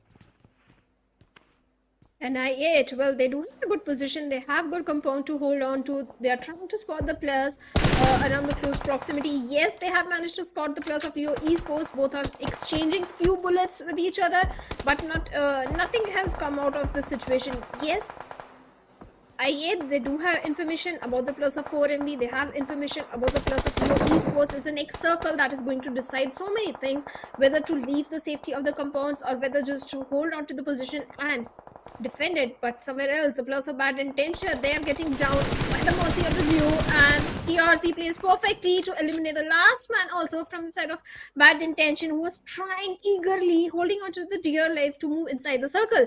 Well, Bad Intention, again a bad start from their side. 13th spot, they have been eliminated with no points at all to their name. But TRZ, they are looking so very promising because now they are not sticking to the compounds, they are sticking to the hills. They have the information, they have the height advantage, everything is working for them. The split that is coming from their side, the only team that can give a bit of trouble to the plus of TRZ is SKYLIGHTZ Gaming, because SKYLIGHTZ Gaming as a unit, they are coming from the backlines. And that is when a 2v4 fight against SKYLIGHTZ, TRZ, they need to be very careful, very cautious of that. Indeed, because of the split that is being showcased from TRZ. But before SKYLIGHTZ Gaming reach up to the players of TRZ, Steel Shot, look at that, with of course the M14 and Azan is going to be able to drop down a player. But as he does so from the side of DRS, they themselves take on a knock, and it is going to be Degree going down from the side of course, TRZ. As this all carries on forth, it is going to be DRS who seems to be, of course, in the crosshairs of Venom Esports as well, as one by one DRS's players have been dropped down. They're now down last final player surviving from DRS. Of course, a revival can be possible on their second last player, but moving away from there, TRZ, of course, reached up to their teammate Degree, and now the revival is going to be awarded, of course, provided. That would mean TRZ are still going to be a 4-man strong team, but from behind, SKYLIGHTZ Gaming have pushed on, have reached on, as we can see in the mini-map. Which yellow team is going to move on ahead right now between these two 4v4 is what the next few minutes is going to answer. And this is the real test for the plus of TRZ. Steel Shot with a grenade takes on AJ. No fear, this is a great opening that the players of TRZ can hope for against the players of SKYLIGHTZ Gaming, because Mafia Ninja is way too far away. Yes, he's trying to provide the backline support, but with a grenade right in the face of Steel Shot by Nima, and Steel Shot also goes down. Now Nima has to go for the crucial revival onto the fallen teammates. Mama, this is the opportunity that you can close in and eliminate the entirety of SKYLIGHTZ Gaming, because Mafia Ninja has also been taken out. It's only just Nima, and Mama with that UMP45 jumps off the cliff and eliminates them. SKYLIGHTZ Gaming, they have been eliminated at the 12th position. TRZ, well, they have got 4 defeat points and they still have the complete eastern control of that hill area. Wow, what a perfect synergistic play being showcased right there from the players of TRZ, of course. And SKYLIGHTZ Gaming, they tried their level best, sadly were eliminated on the 12th position without a single elimination point. So tough luck continues on for SG, but as we move on ahead, Leo Esports seems to be in fight and contention against the players of 4MV, as one by one they take on the players of 4MV down, as we've got 4MV in the crosshairs. It seems like from up above it's going to be Mad Cat from TRZ, with 6 defeat points already confirmed for TRZ and none for Mad Cat. I think he's getting a little jealous of his teammates. He wants to take on those shots to the heads of Venom DE, as all by his lonesome on top. He seems to be the one in control of this fight, but at the same point in time, Venom DE, they were looking likely to be pushing on to the compound of 4MV, as 4MV had taken a knock, but now they have been halted, all thanks to one-man army of TRZ's Mad Cat. But of course, TRZ, they are spread across the entirety of this mountain with a 2-man split and are utilizing this this position with information to perfection. Blotter, if the next circle also comes in the favor of TRZ, mind you, this could be the game for the players of TRZ to lose, because they are looking so very confident. They have everything in their favor. They do have the entire control of the cliff area. Yes, from the backlines, DE, Venom are also trying to contest that position, but still, 4MV, well, look at 4MV. Doc, he's keeping a close eye into the players of DE Venom, and DE Venom better be careful, because Doc has got mini as well, and in that long range surviving mini shots is not going to be so easy. But look at the position of East. He was in a no man's land, and Liquid capitalized and takes down East in the situation. There is no chance of a revival coming in, or maybe there could be, as Doc is running right now. So circle has been shifted away from the players of 4MV. The smokes are already being deployed by Doc to go for the revival onto the fallen comrade. Now TRZ, they have to regroup because Mama is way too far away, and there he goes. DE Venom Kurita takes him down, and now at the same time, Mad Cat has also been taken down as he was going for the revival.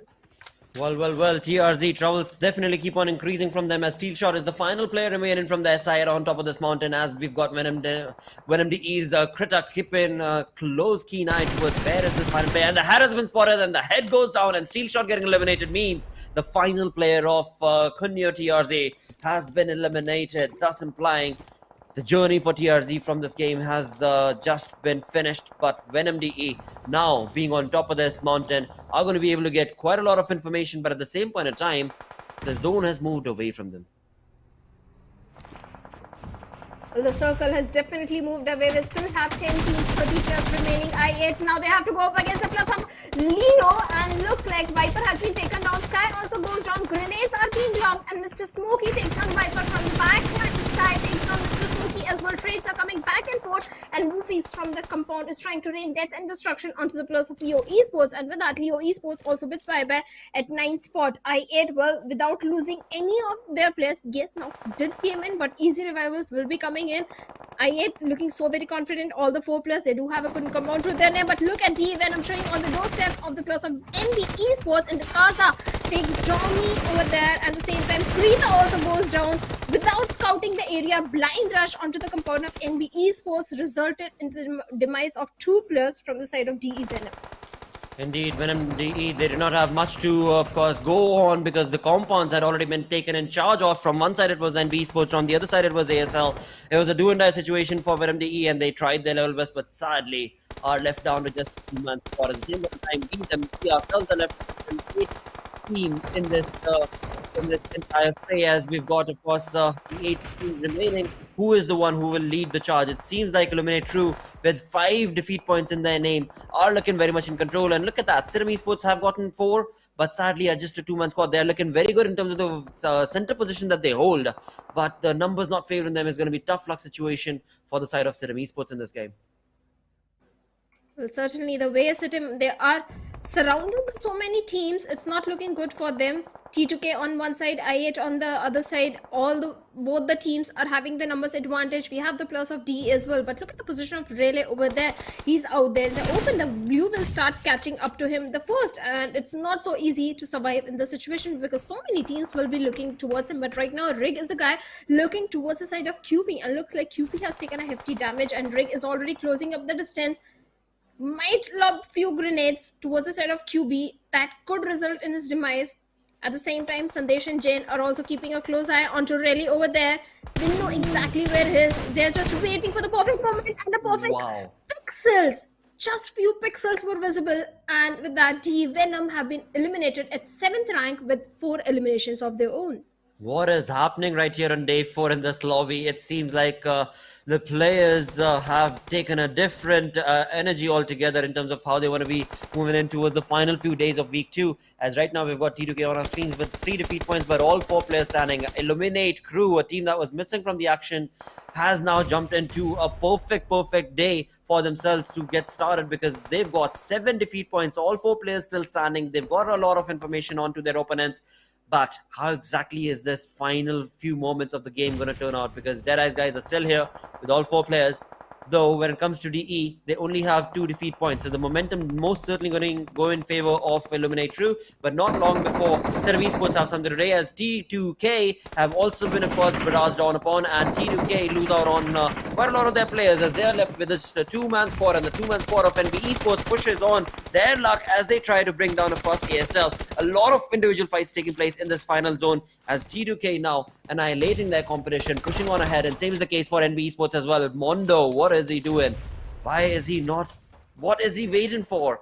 He can jump on ahead, of course, bring down ASL Chari, and there we go. Finally, he does so. Thank you so very much, Mondo. And doing that, of course, the final player of ASL get eliminated. We're left with just 5 teams remaining. Mondo himself is the final player from the side of NB Esports as well. As SKYLIGHTZ Esports bid adieu to this lobby, 4 teams remaining. And all of this, Illuminate Crew are jumping on ahead to the chicken dinner advantageous position before anything. Viper goes down thanks to DEADEYES guys' approach. DEADEYES guys make the equal fight right now. It's a 3v3 situation as Mondo always lonesome with a UMP is not going to be able to do much as Illuminate Crew bring down 10 defeat points for themselves. But the fight is just getting started for that chicken dinner because the revival on Viper is going to be around the corner as well. So a 4v3 situation once again against DEADEYES guys. Are we going to see a double chicken dinner coming from the side of I8? Because the numbers are definitely favoring their case. On the other side, Sandesh is bringing the numbers of DE as Churul Afsar has been taken down by a perfect grenade. This is the moment the players of I8 were waiting for. Now they're going to rush onto the compounds of DE, where on top Sir is going for the rescue mission onto the fallen teammate. But Sandesh from the backlines is trying to punish the players of I8, but the numbers are in the favor of I8. Viper has been taken down, but easy revival is coming in. Yes, Sandesh is fighting with tooth and nail, but he also need to realize that he's all by himself. One grenade and Sandesh can be eliminated. On the other side, on top Sir has managed to give revive to Churulav Sir, but Precious Sir, well, there is no chance to save him in this situation, and I8 will be taken out. Churulav Sir grenade right on the face of Sky. Well, this is chaos ensuing right here for the players of DEADEYES guys, as well as, of course, from all the different directions. T2K tried to push in ahead. Same was the case from Illuminate True, and just like that, Illuminate True are going to be the ones walking away with an incredible chicken dinner once again in the bag for Illuminate True as they get a back-to-back chicken dinner to start the day off. Day number 4 right here of week 2 of PMPL South Asia. And of course, Illuminate Crew are starting off with a banger performance, back-to-back chicken dinners. This time around, once again, I mean, in the previous game, they walked away with 12 eliminations with 10 placement points for the chicken dinner. 22 in total, I believe, is what it was, or 21. Nevertheless, now with another chicken dinner and 13 total eliminations, from the 11th position, they jump on to the 9th in the overall ranking.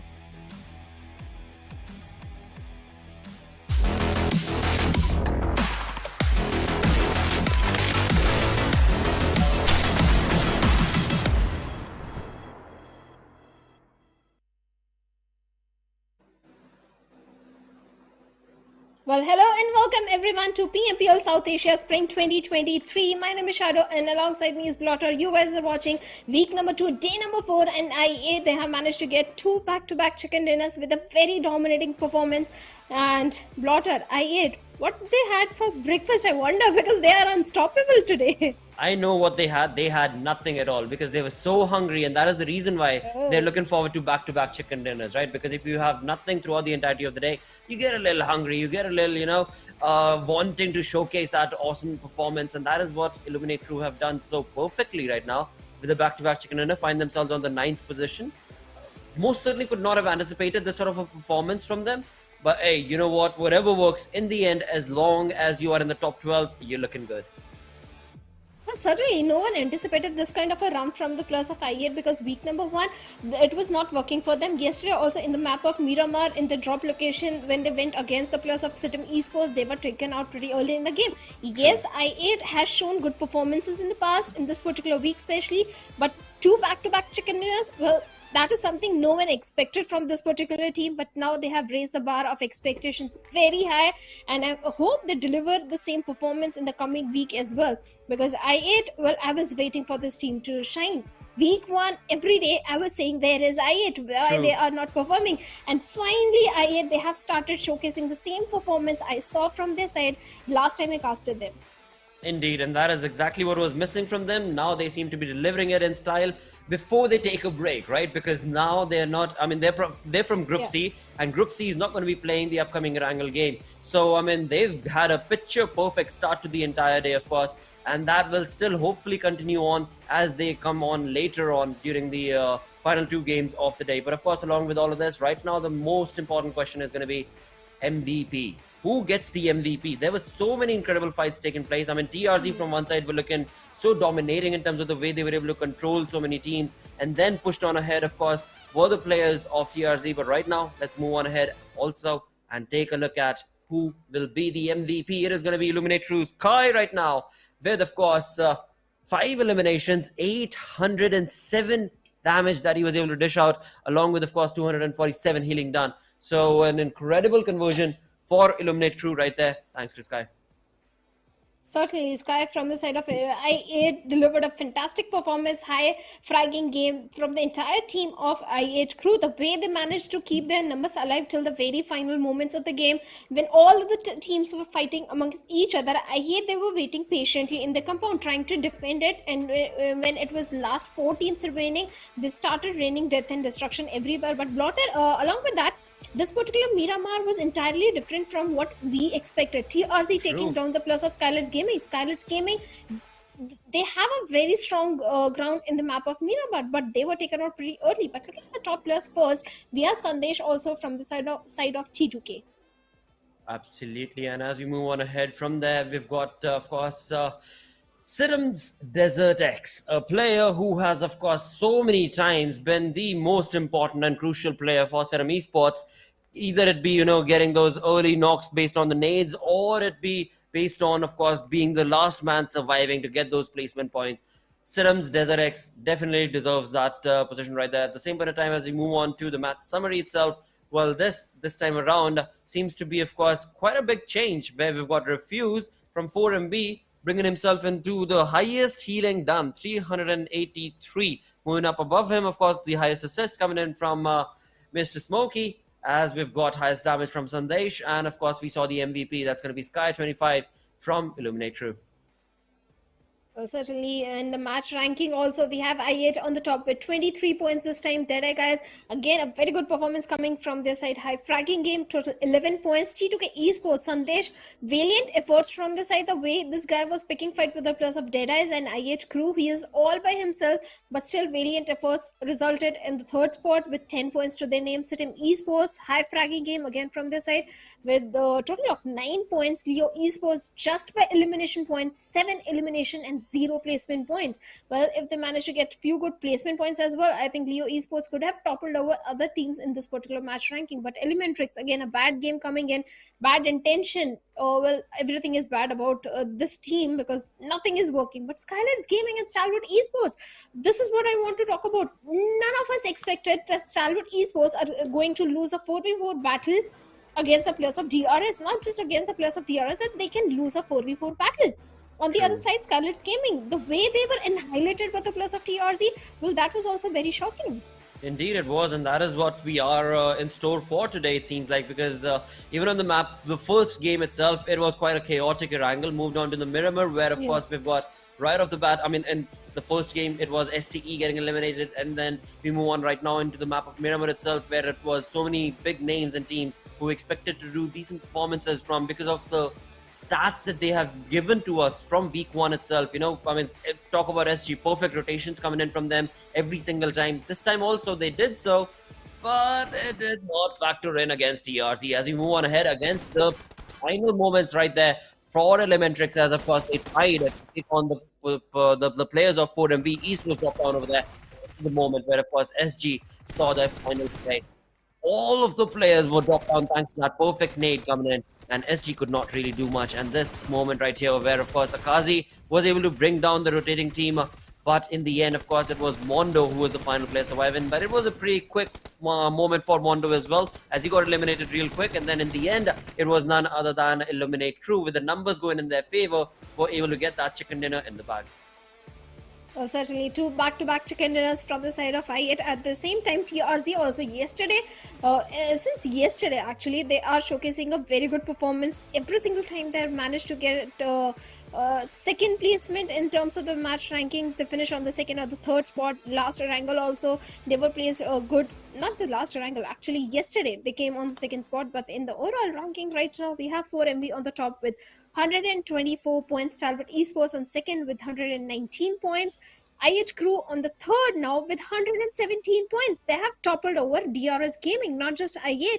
T2K Esports have also toppled over DRS Gaming. They are now sitting with 109 points at fourth spot. Absolutely. And of course, as we go down, we had, well, again, never mind that. As we go down, we've got the second page. And talking about the second page, we've got DEADEYES guys on the 11th position. 1 point shy is going to be NB Esports on the 12th position. And this overall ranking, viewers, is the most important and critical one, because the teams that are going to be staying in the top 12 are the ones that are going to be playing the bonus map of Weekendy tomorrow. Right now, Venom DE, High Voltage, Mibitex, they're all down south of that 12th position. And then from Mibitex, of course, the point difference is quite huge as well for TRZ, as well as Sitem sitting on, of course, 16th and 17th position with 57 points.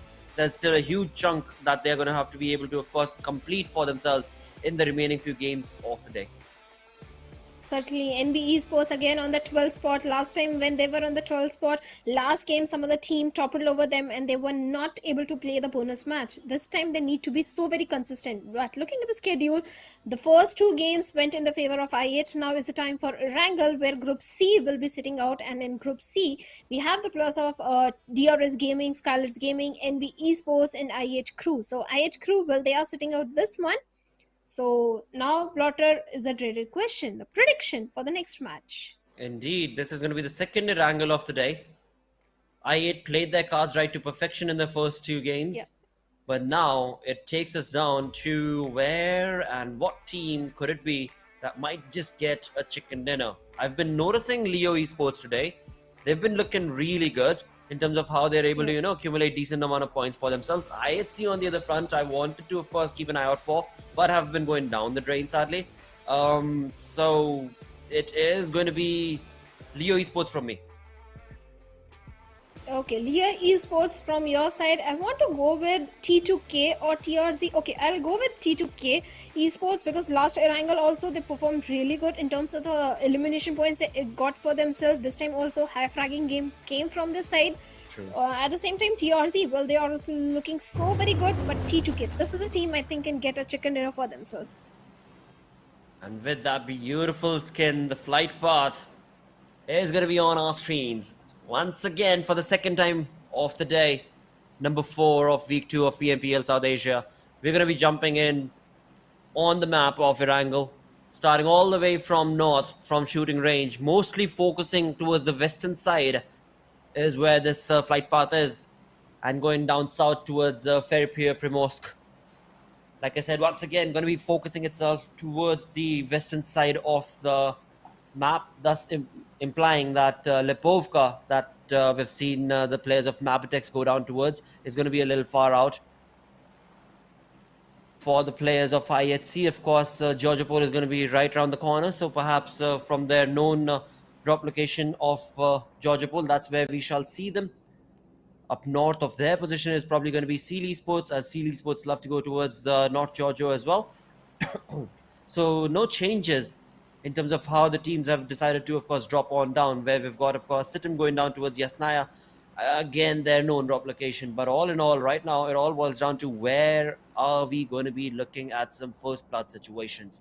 Do we have that sort of a precarious situation brewing right here in this lobby? Because North Georgia, along with Esports, we also have bad intentions, and bad intentions have this bad habit of being the ones who get themselves caught out in the open, or at least not out in the open, but definitely be the ones who get shot upon in the first few minutes of the game. That is not the case this time around, as we've got Mavitex's Leo OP, who was going on for that vehicle, has been dropped down thanks to T2K Rig and his UMP.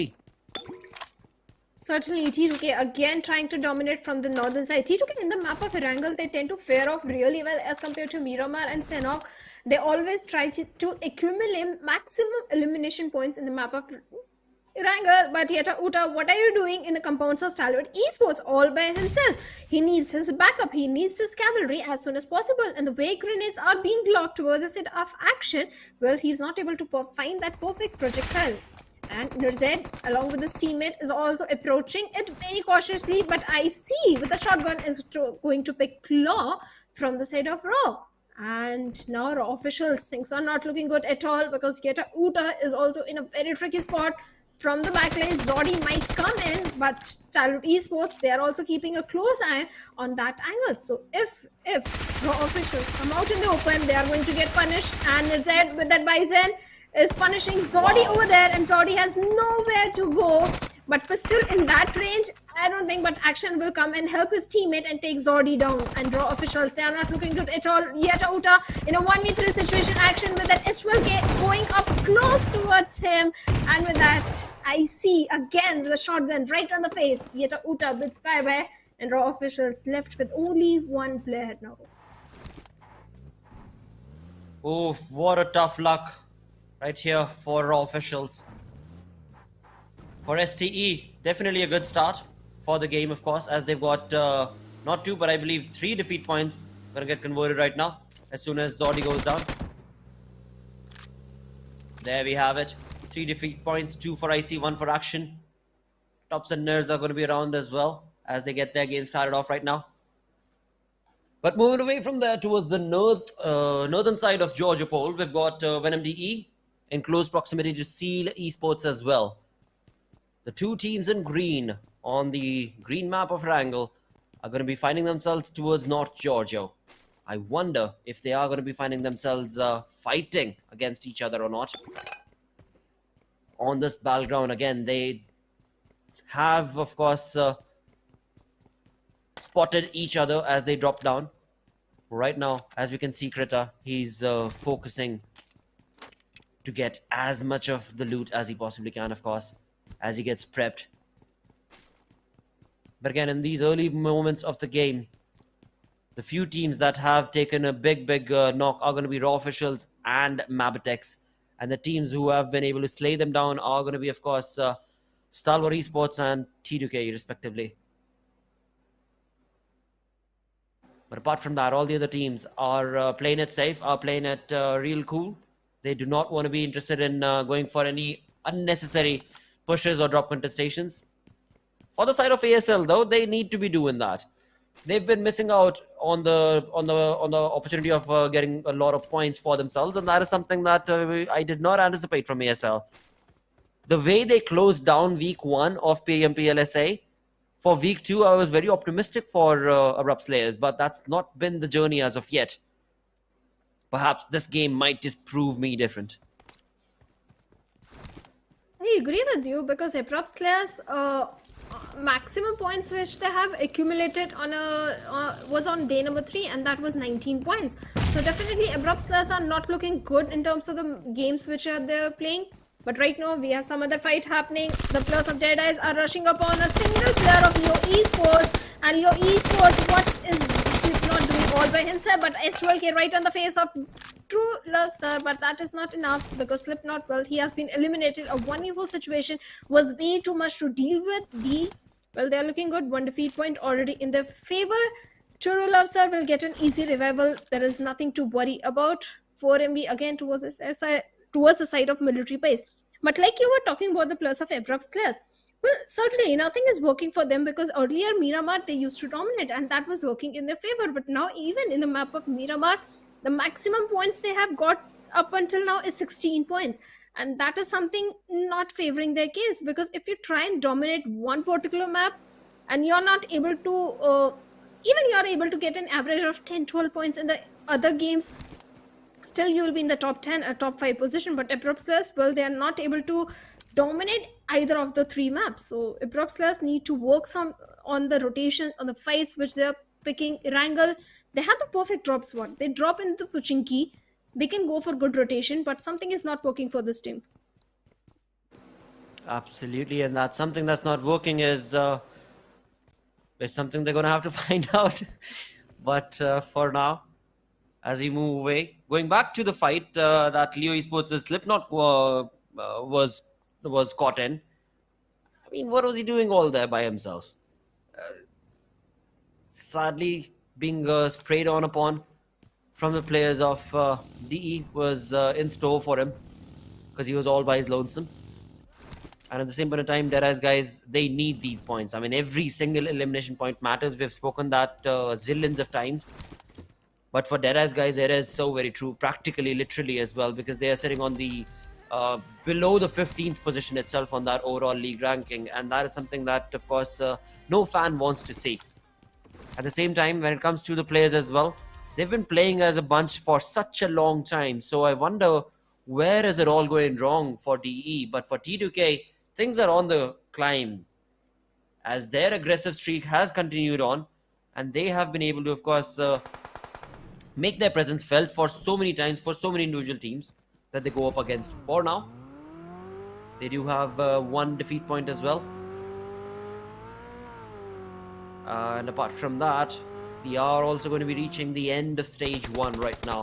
As we reach there, we've also got TRZ jumping on to another player who finds himself all by his lonesome, and that's going to be Gimli from the side of Elementrix. As Elementrix's Gimli goes down, of course, the sprays are going to be brought in all along, but that's not going to be able to do much, or will it? Well, looks like it was able to do quite a lot of damage right there, as not one but two of the players have been dropped down right here from the side of course, Elementrix's entry frag, as Karel with his hand, he was able to bring in quite a lot of destructing mayhem. But will that be enough right now? Because along with Orangey, these are the two players remaining, Entry Frag and Orangey, who are now going to have to dominate against the players of TRZ.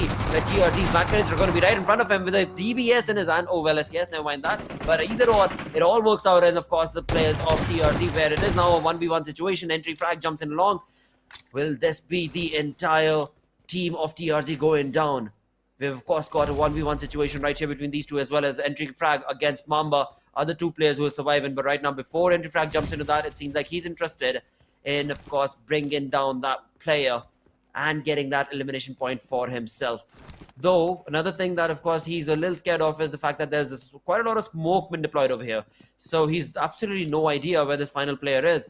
Otherwise, he would have been able to go ahead and give that revival to Orangey right there. So it could have been a 2v1 situation. But there we go. A perfectly timed nade. This could be the end. Well, a lot of knock was brought in, and therefore it is going to be the end right there. Where, of course, Venom DE, Krita is the one to thank. And with that third party situation, Entry Frag has been provided a sigh of relief, as he's going to be able to, of course, provide cover fire, or not cover fire, sorry, relief to his teammate Orangey, as he'll be able to revive his teammate with 3 defeat points confirmed. From far away, Venom DE have done the unthinkable, providing Elementrix with an opportunity to get a few more points from this game. But Elementrix has been left with only 2 players. Now they have to approach the remaining game with caution. Otherwise, they will be taken out pretty early in the game. They have to survive till the stage 4 circle or till the final few circles. Otherwise, they won't get too many placement points. But right now, like you mentioned, Slipknot, what was he doing all by himself? And then now the question is, Mr. Smokey, what is he doing all by himself? Well, his other 2 teammates are somewhere towards the side of Katka. Mr. Smokey has to regroup with his teammates, and it's not going to be so easy, because he has to cross path with the players of DE. At the same time, IHC is in the close proximity. So many teams are going for the center of the circle this time. On the other side, we have the players of T2K on the northern front, where the players of Bad Intention are also there, having the control of the Georgiapol Big Mountain. So T2K needs to be a bit cautious from the plus of bad intention. Sitim also coming from the northern side. But look at the position 4MV. 4MV again, they are trying to dominate from the southern side. Southern side, there's only one team, that is 4MV.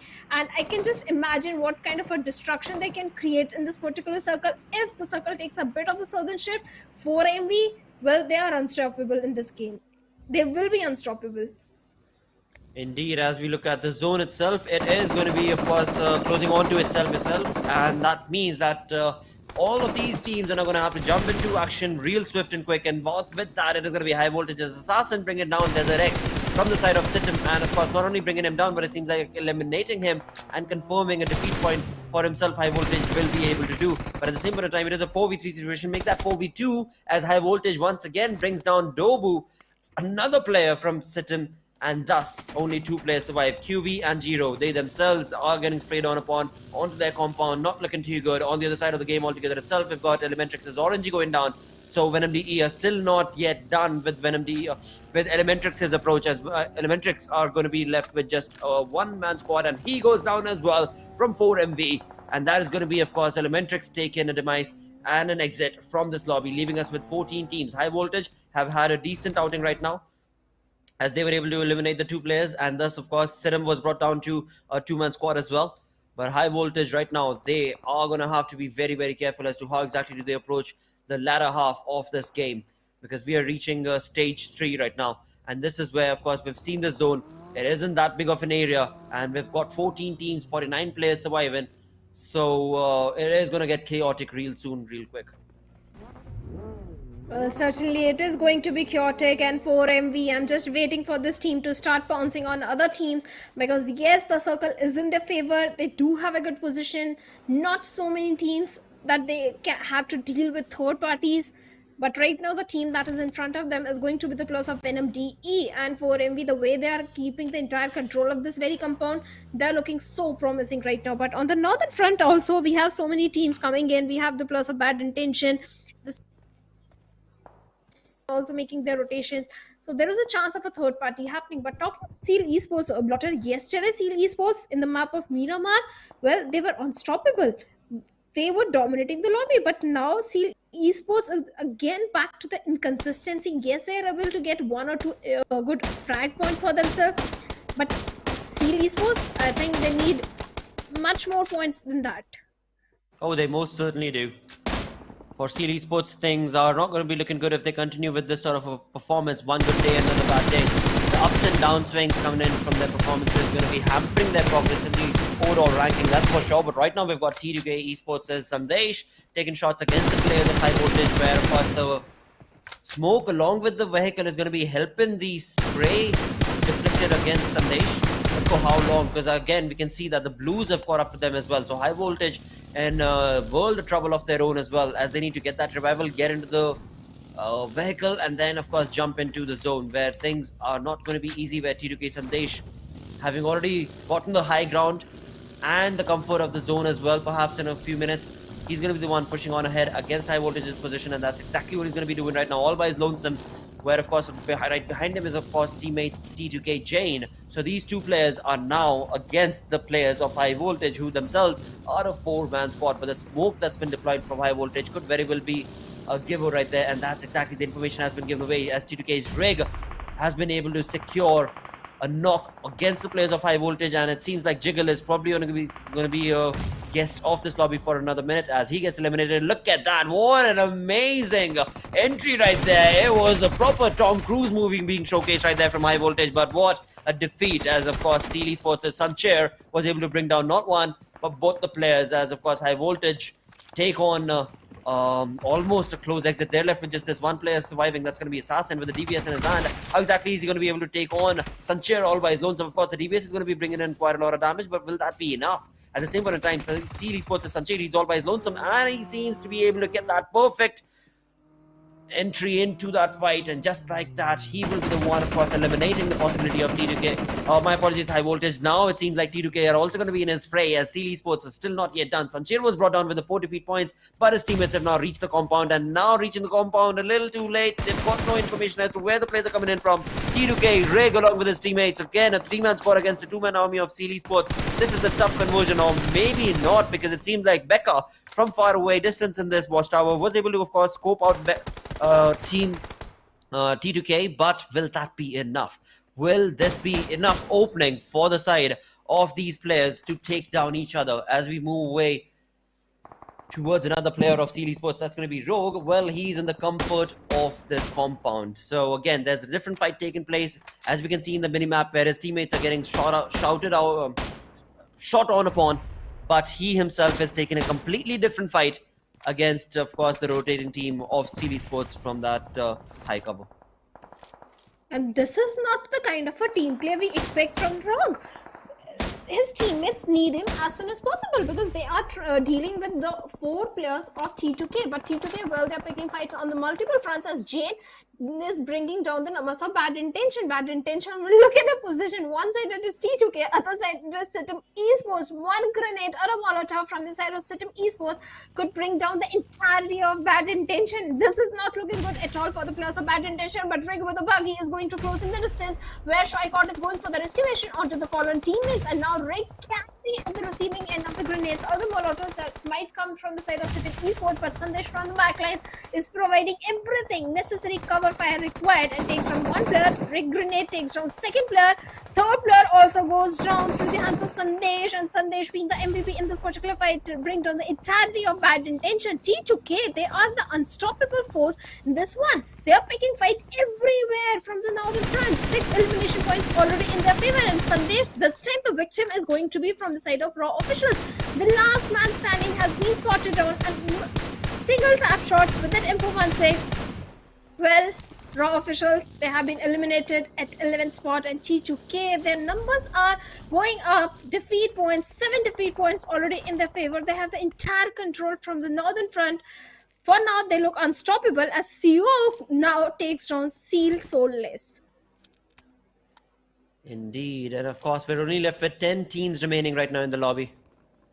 In all of this, as you were perfectly mentioning, T2K's perfect mayhem has brought in quite a lot of destruction and defeat points for themselves, as they've got 7 with all 4 players still standing. 4MV not that far behind with 4 defeat points of their own. But will that be enough? Of course, we'll come back to that, as of course in the trenches we've got the players of DEADEYES guys. DEADEYES guys are, of course, needing these points. The sooner the better, because they need to rise up to the occasion, and they will do so gracefully as they bring down the players of 4MV, and perhaps will also be able to confirm that into a point, as Doc has gone down. But the spray coming in from Precious, sir.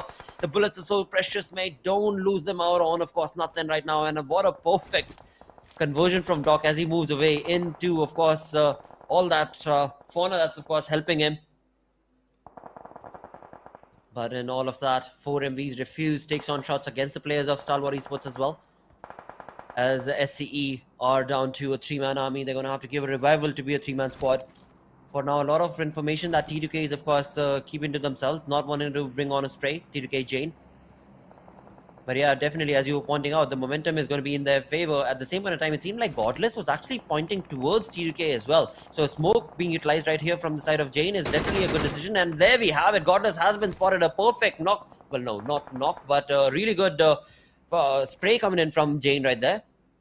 Right on the dot. And with that, we've got another team taking an exit. That's going to be Mabitex with 0 eliminations, sadly.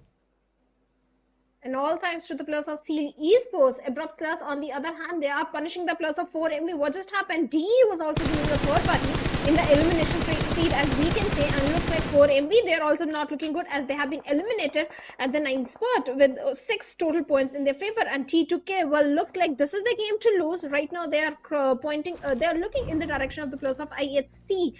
And IHC, what they can do in the situation, because from the southern front, they might have to deal with the players of Sitim Esports as well. Abrupt Slayers, all they have is a little bit in shack for themselves, and now they are making so much noise. The team that is in front of them is going to be Stalwart Esports, but IHC Godless brings down Sandesh from the side of T2K.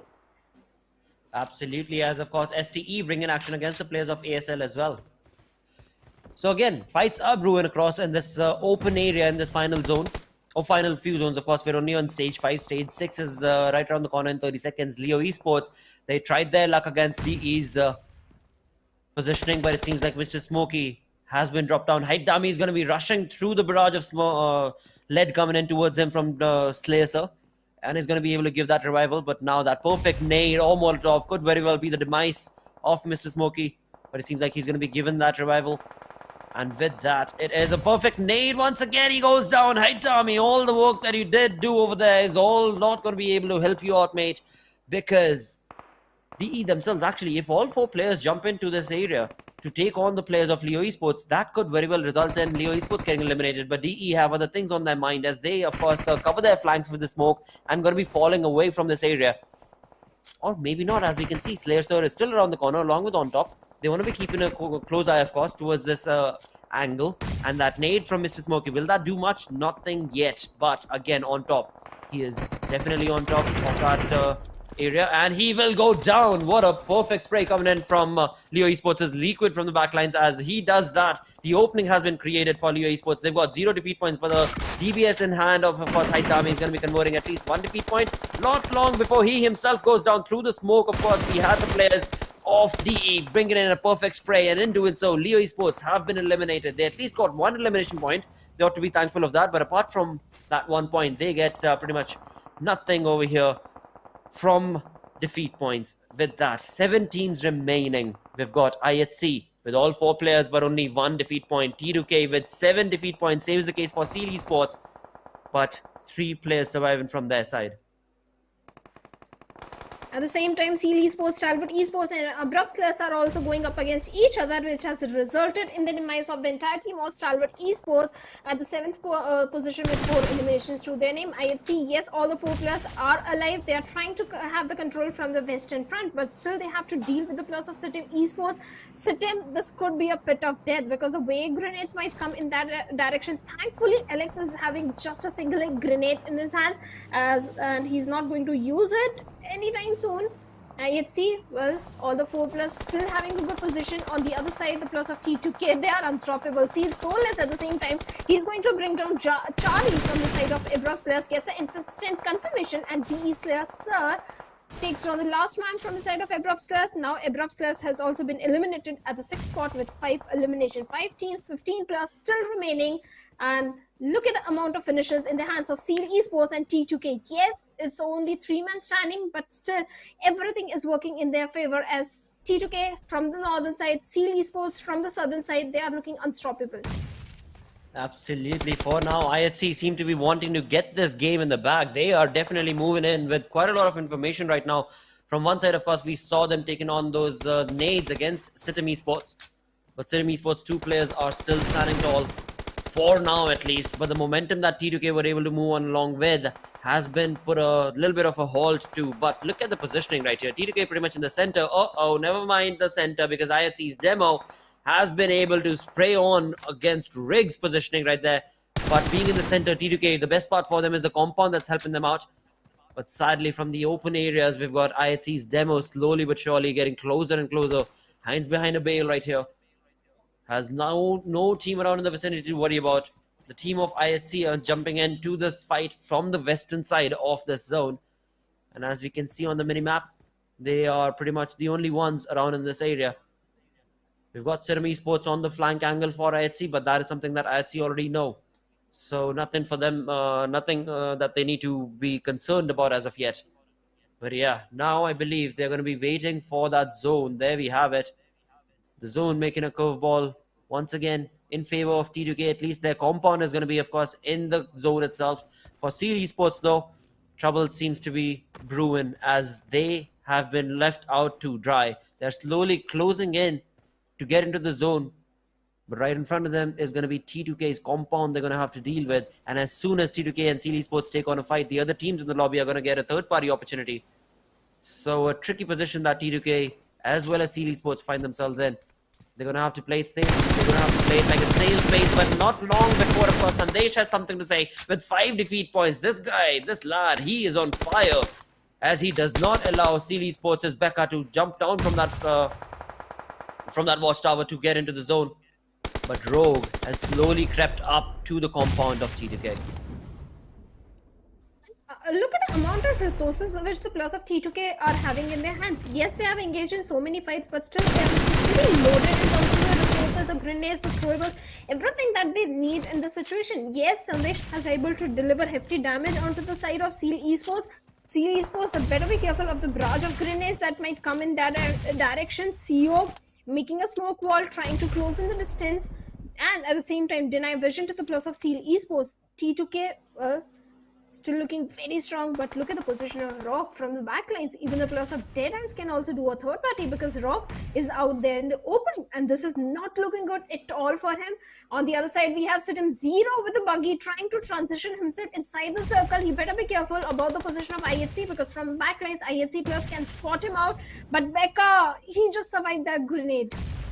Oh, that was right next to him right there, of course. But Becca has gotten closer and closer to T2K, and T2K, they've utilized quite a lot of utility right there, and of course the bullets, but none of them has helped them out because T2K has not been able to keep out Seal Esports as Seal Esports reached the entry point of T2K's, of course, compound right here, and now their Molotovs and nades jump into action. As from there, now we've got Seal Esports' 3-man squad. Well, make that 2 as Rogue with the flank angle has been caught out and has been eliminated, but equal amount of trades taken place from T2K as well. So the fight goes down into 2v2 affair between those two teams, as now from the backlines, look at Giro again. Zeol is going to be right behind him. He has absolutely no idea, gets straight on upon, and just like that, Sitem Esports are going to be down to just a one-man army as QB will not be able to defend his teammate, and through the smoke, of course, INC are going to be spraying on, but will that bring them any defeat point or any knock? As of yet, not. But Alex does take a knock right there from that. Seal Esports take an exit as T2K were able to hold on steady to their compound. And having a compound in the zone makes such a big difference. And that's exactly what they've utilized to their perfection. But ISC, from one side you've got Demo. What a perfect flank from him. But of course his position has been caught out, and it is going to be T2K Reg who seems to be keeping a close eye towards this flank. But IHC, again, he's being very, very silent. He's not giving away his position, wherein, of course, his teammates are taking shots against the players of DE. This is a chaotic zone right now, as so many teams are taking fights against each other. From T2K to DEADEYES guys to, of course, IHC. All that hard work of Demo go in vain. That was a very perfect flank angle that he created. But T2K, well, they are so aware of their surroundings. In an instant, they spotted on Demo and took him down. Now, IHC, well, they are again on the backward situation. They don't have the numbers in their favor at all. Yes, T2K, they do have a good compound, but Precious Sir is creating some opening as he takes on Sandesh from the side of T2K. This could be the moment that the players of IHC can capitalize on, and right now they are busy with the players of Sitem Esports as they take down the last man, and Sitem Esports, well, bit bye-bye at 4th spot with 0 elimination. DEADEYES as well, they have created some opening, but Sandesh has got an easy revival, but CEO is going to retaliate by taking down Precious Sir, and he's also going to get the confirmation point as well. Now DEADEYES have been reduced to just a single man, not for very long, as Playzone will come in, and DEADEYES, well, they have been eliminated with 7 elimination, a very high fragging game. Now it's IFC versus T2K. Indeed, it is going to be IHC versus T2K, a 3v2 affair between these two teams, and in between is also going to be the small little ridge. That's the only thing that's going to be keeping a cover, but some good Molotovs and nades could be the end, of course. At the same point of time, T2K Rig creating a perfect, of course, bank angle, of course, flank angle, and of course cover fire approach right there in the fight could help out the players of T2K, and this perfect nade and of course Molotovs that are being utilized from Sandesh can be the demise of IHC's Alex. As he goes down, it is down to a 2v3 situation between these two teams. Of course, Zeol is out in the open. His position seems to have been compromised. He gets up, but of course has already been damaged so much thanks to that Molotov, as we've got, of course, Zeol going down thanks to T2K Yog, and this means it is going to be Godless all by his lonesome, not going to be able to do much. And that is going to bring us to an end where T2K get an incredible chicken dinner in the bag for themselves. IHC got so very close, but of course T2K's momentum was so on point. They had the information, they were able to relay it, and with that, they of course have been able to get a lot of points from this game. Well, certainly a hell lot of points for themselves. I don't remember a single moment when the players of T2K were not engaged in any fight in this particular game. 14 elimination, high fragging game. Look at the amount of damage, but now they are standing on the 4th position in the overall ranking.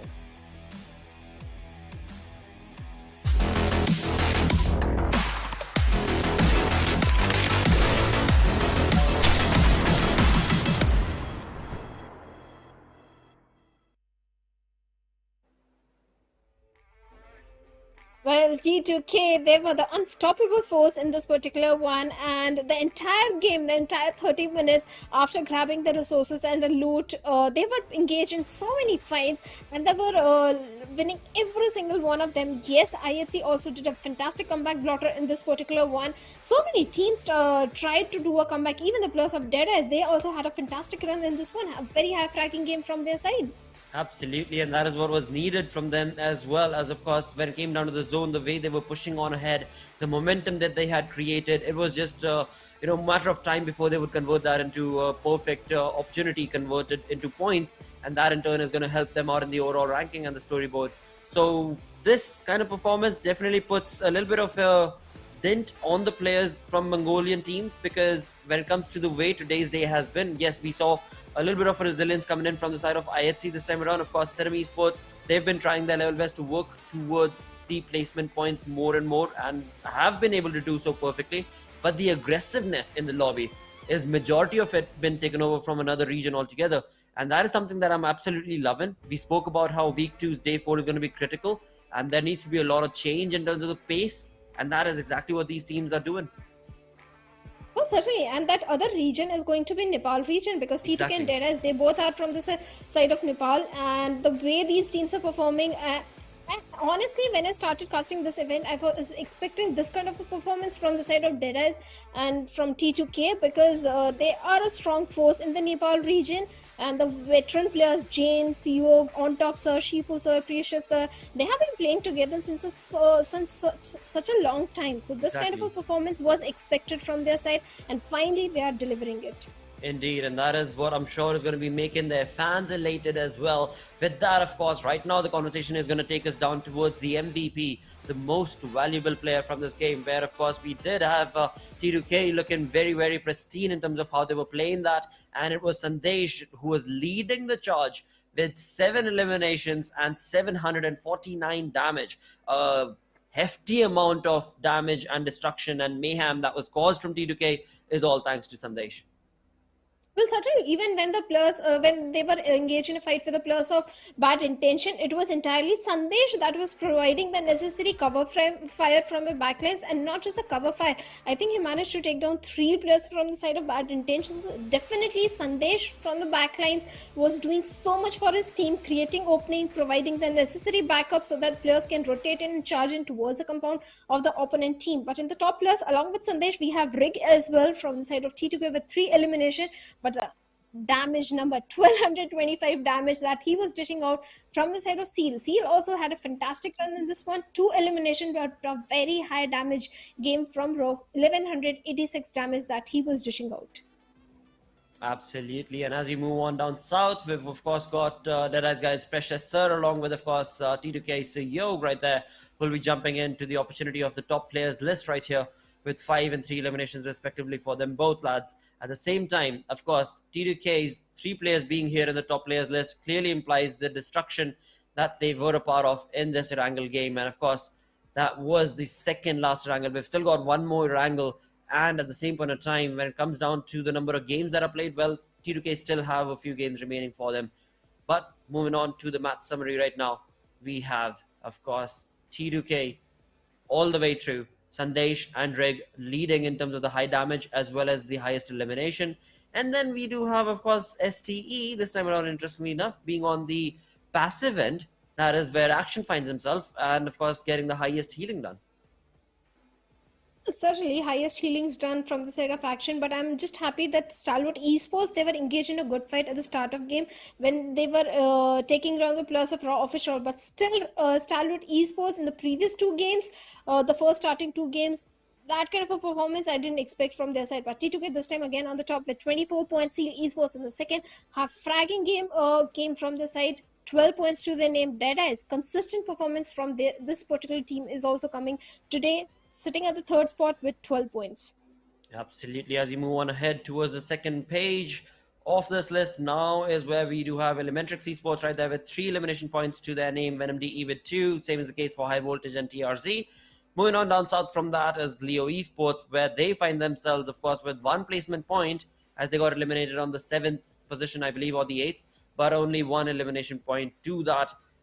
So a tough affair for Leo Esports. Same can be said for Mabitex as well, as they got eliminated early. But again, that's all absolutely fine, because for now, there is still opportunity, there is still chance. Today itself, we've got 2 more games remaining.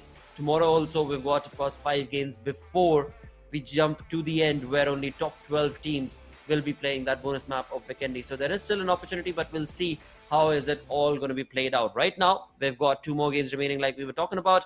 And on our screens now is going to be the schedule, clearly implying Erangel is going to be played out next once again. T2K is going to be playing once again. So could we actually have another back-to-back chicken dinner winner team, Shadow? There is a possibility, there is a big possibility that might happen, because T2K, they are having a consistent run. Even the map of Miramar, they came at the 3rd spot. A very high fragging game came from their side. So there is a possibility, because T2K are looking for multiple chicken dinners. But this time Group B is sitting out. That means the players of Stalwart Esports, Abrupt Slayers, TRZ and DEADEYES. Guys, DEADEYES, after a consistent performance, well, they are sitting out in this particular one. Now is the time for the prediction blotter. Which team you think will get this one? Well, alright, so I moved on towards one side that I not favor. I'll move on to the other and choose Esports this time around, and hopefully they keep on the momentum that they had in the previous game for their for it is Erangel once again. So it is going to be Esports from me. I wanted to pick DEADEYES, but they're sitting out in this one. So I'll go with IHC. All right, definitely. In the previous game also, we saw IHC, bring themselves up to the occasion and take on a fight, of course, perfectly, but it just did not favor them in terms of the way the angles were all set up against them from T2K's side. But most certainly, IHC have showcased signs of resilience and recovery, perhaps, is a better word to use. So maybe we might have them take a perfect game of chicken dinner. With that, what a change right here as we move on down from, of course, the eastern side of the zone, where it is Lipovka, but the skin on that plane itself, it is cold. It is clearly implying that the lobby is getting cold and brutal and deadly, and that is what we anticipate to see on this second last game of the day of Erangel. Certainly, the second last game, and all the teams who are having a consistent performance today are trying to get that one chicken dinner for themselves. Can it be IHC? Can it be Esports? Well, only time will tell. For MV, well, they are missing out on this particular day. Yesterday, they got 2 chicken dinners in the last 2 games. Maybe there is a possibility of them redeeming themselves again in the last 2 games today as well. Anything can happen, because in the previous one also 4MV was showcasing a very good rotation. The circle was in their favor, but unfortunately they were taken out pretty early, and that also gave the chance for the players of T2K and IHC also to get a control from the northern front. But let's find out if 4MV can they take this one. But right now, the team that is heading towards the side of Novo Rupnoy is going to be plus of raw officials. Well, Stalwart is not in the lobby, so Novo Rupnoy is going to be pretty empty. But can the players of I8 will also... No, actually I8 won't go there. Well, for now, I8 are in a 2-man split. They're probably going to be bridge camping. At the same time, as you mentioned, raw officials have decided to take on their luck towards Novo Rupnoy, which again is a calculated move. Can very well help them out in terms of late survival. But again, looking at some early contestations itself, we've got all the teams pretty healthily segregated on the entirety of the map. So not a lot to worry about right now. Though, looking at Esports going all the way towards Kamishki and Stalwart, they seem to be working towards a late game this time around. But we'll see how exactly is that going to be played out for Esports. And again, that all also is focused on what the zone is going to be dictating for these teams. But on our screens, it is going to be bad Intentions. A team that has had real tough luck right here. Shoykot, Dylan, Alpha along with Simfo. It's not entirely sure what exactly should they change. I mean, the best part would be to play it as passive as possible. But again, with the number of games that are remaining, we spoke about it, only 6 more days remain. 5 from the week 3, and then 1 that is tomorrow. So 6 days working towards placement points. Even if you're consistent and end up being second and third every single time, it is still a very hard conversion for Bad Intentions. As we look on towards those points, we've got 22 points going in towards Bad Intentions, whereas T2K right now all the way up on top with 133 points, even surpassing, of course, 4MV.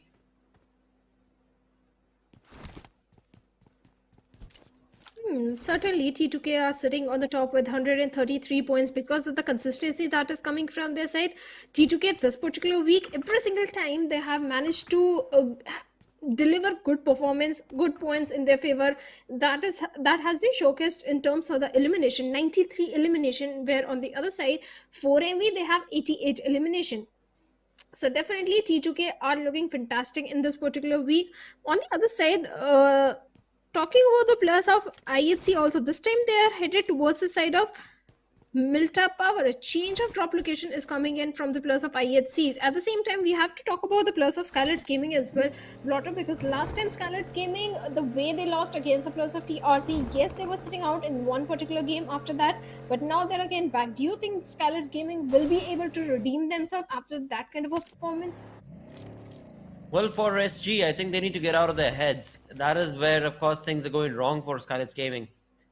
When it comes down to the strategy of it, they're able to get those rotations perfectly on point. But when it comes to the fight of the thing in the battleground itself, that is where I think SG overcalculates, and that in turn, of course, results in a bit of a iffy, dicey sort of a situation for SG.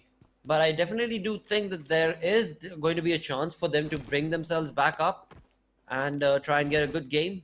But that is only once they, take on those fights like there's no tomorrow. And that is something that SG has not yet been able to showcase consistently. But overall, again, I would highly anticipate that they are going to be, of course, turning everything around as we move into week number 3. As of now, also, they're looking A-okay. As, of course, we do have towards the right-hand side of our screens week 3's rankings. T2K up on top, but along with all of that, SKYLIGHTZ Gaming sitting on that 8th spot with a consistent play, with a bit more consistent play. They can, of course, jump up and improve their standings and rankings in the league standing as well. Certainly they can do so, but consistency is the key. They have to be so very consistent because, like you mentioned, only 2 days remaining, and not even 2 days, just 2 games of today and 5 games of tomorrow remaining, and they are not enough to qualify you for the bonus match. But on the other side, a team that has impressed me the most is the players of DRS. Week number 1, they were able to perform only in the map of Sanhok. Yes, they managed to get chicken dinners for themselves. One was in Sanhok, but other than that, DRS were also struggling a little bit. But this time in week number 2, they're looking so very consistent. Every single time they finish, they don't deliver that kind of a shiny performance, high fragging game or something like that. They take fights when required. This has resulted them being in top 6 or top 5 somewhere. At the start of the day, they were sitting on the 3rd spot. So DRS is also one of that consistent team in the lobby, and I'm expecting bigger things from this particular team in the finals. Indeed, I'm also now starting to think about the fact that maybe these teams are kind of trying to play it safe because of the fact that they're already in the top 12. So perhaps they don't want to divulge everything away.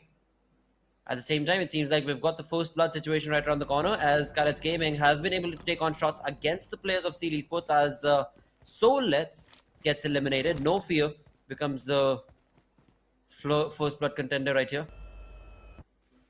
And alongside that, once again, as we were talking about this game being a little bit of a slowpoke affair between these teams, stage 1 still has about a minute to go. And all the teams that we jump on to have pretty much gotten their loots and are now setting base camp, where Elementrix right now is looking forward to, of course, gatekeep that bridge. Let's see if at all there'll be any points recovery from this position coming in from Elementrix as they get themselves set up. On the other side, we've got a team that has been able to get chicken dinners back to back as we started the day off. And that's going to be a team called Illuminate Crew that's on our screens. With 2 chicken dinners a single day, they're showcasing some real understanding of how the lobby is working on day 4 today. Though now they themselves are going to be just keeping an eye out towards that bridge and try and understand if at all there will be a team. Well, they're going to have to go through us. And that also makes me think, can we see a triple chicken dinner today? Because the previous game I8, they were sitting out. And now they're back in action. I8 is also one of the most aggressive team in the lobby in this particular week. The way they have improved their gameplay, the way they have studied the lobby, the opponents, I8 are also looking so very promising. But T2K better be careful, because SKYLIGHTZ Gaming and T2K both are making rotations from northern front. And look at the position of Jiggle. Jiggle out there all by himself in the water city. Maybe he's keeping an eye on the rotations coming from the north, but at the same time he has to be very cautious.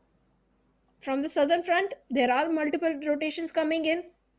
We have the players of Elementrix maybe going for the bridge camp and trying to stop the plus of 4MV. Maybe they're looking for the revenge of Miramar. And you were talking about rivalry. I believe our other rivalry that is being created is between the players of Elementrix and 4MV, as shots are already being fired and it looks like Refuse has been taken down. The confirmation has also been made. So bridge camp up until now is looking successful.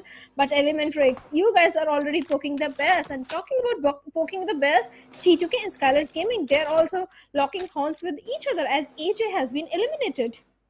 Absolutely. For now, of course, 4MV have a decision to make. Are they going to fall back to get into the zone from the other area, or are they going to fight it out? Probably not the latter.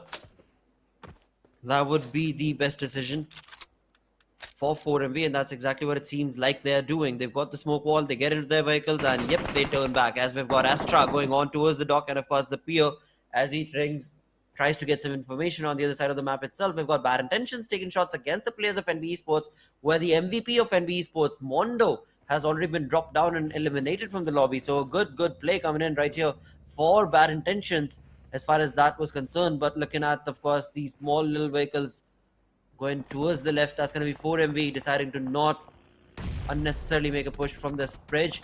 And now it seems like trades have been equalized between the players of Bad Intentions and NB Sports. And not only that, trouble keeps on increasing more and more for Bad Intentions, as DRS also bring in a third party against that team. So Bad Intentions, they seemed like they were looking forward to getting a confirmed point against the entirety of the team of NB Sports because they had the information. Well, they've lost out on Alpha thanks to, of course, DRS. So troubled Bad Intentions now find themselves with a 3-man army. Up from behind is going to be DRS. Right in front of them is going to be the team of NB Esports. And also, we do see that Bad Intentions players have been able to scope out the players of Venom DE as well. So 3 individual teams that know where exactly Bad Intentions are at. Or you could look at it another way. Bad Intention knows where 3 teams are at. So this is an opportunity that they could very well convert into really good points.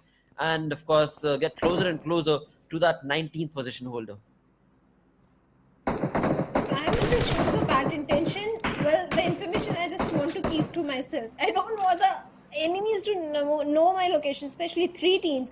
That also means whenever the players of Bad Intention are going to peek from that window, it's not just 1 or 2 players, it's 3 teams players, 12 players that might be looking in their direction, and that is not looking promising for the players of Bad Intention at all. Yes, they do have a good position inside the circle, but the way they are poking the bears in the lobby, Bad Intention need to play the passive gameplay. They need to be silent forces in the game and try and dominate and make noises during the very last stages of the game, just like the players of DRS always do.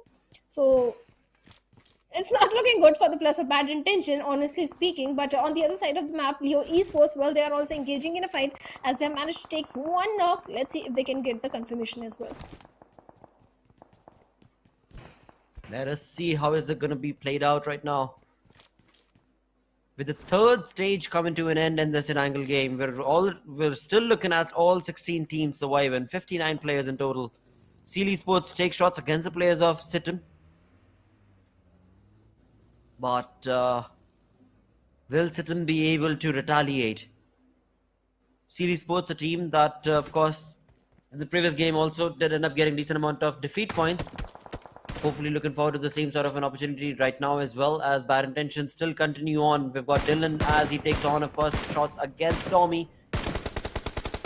They already knew where Venom DE were at. And this is very good positioning coming in from Dylan right here with his Carl. Through two individual compounds, he's utilizing the windows, and that is definitely going to be very difficult for Venom DE to spot out if they don't have a sight for it. But of course, with that, once again, the same basic draw is going to be played out where Bad Intentions has given away their compound and their information to so many teams. It's only a matter of time before this zone reaches an end, and all of those teams might be looking forward to pouncing on to the compound of Bad Intentions. But never mind that, because right now we've got Mabitex against the players, well, not necessarily against, but very close in proximity to the players of Raw Officials, as we've got 4MV making an entry from the eastern side of the zone. They're all in their vehicles, making a lot of noise. How exactly are they going to face the players of Bad Intentions, I wonder right now, because Bad Intentions have a compound, and it seems like 4MV have made a rush and a push exactly onto that same compound itself. This is where it is a do-and-die situation for the players of Bad Intentions, as they need to bring this fight into their favor. For the players of 4MV, of course, it is not looking easy because they've only got a two-man army, Apex and East, but we know even a one-man squad from 4MV can be very, very brutal, for which, of course, are Bad Intentions ready or not? This is going to be their test in the making right here on, of course, day 4 of week 2. Well, certainly, I don't doubt what the players of 4MV can do despite not having the numbers advantage in their favor. But the way Apex is lobbing grenades towards the side of Bad Intention, well, Bad Intention, better be careful, because the moment Apex finds a knock onto you guys, or a multiple knocks, well, the players of 4MV, they are going to rush. But Bad Intention, they are also trying to retaliate. And I do remember at the start of the week, 4MV and Bad Intention did go up against each other, where Bad Intention did put up a very good fight. True. They were able to bring down the numbers of 4MV. So Bad Intention just need the confidence, and if they have the confidence, I think they can take down the players of 4MV. Yes, 4MV, they have the aggression, they have the skills required, but Dylan out there in the open, this was a mistake. Grenade comes in and he has been taken down by Apex, but his teammates are going to retaliate, and now Apex is down on the knees. This is the moment when the players of Bad Intention can rush in and stop the rescue mission and eliminate the entirety of 4MV, but rather they're going for the revival onto their fallen teammate. This is what I was talking about, that they are out there in the open, they are grabbing the attention of some other teams, and now they are being the victim of the third party.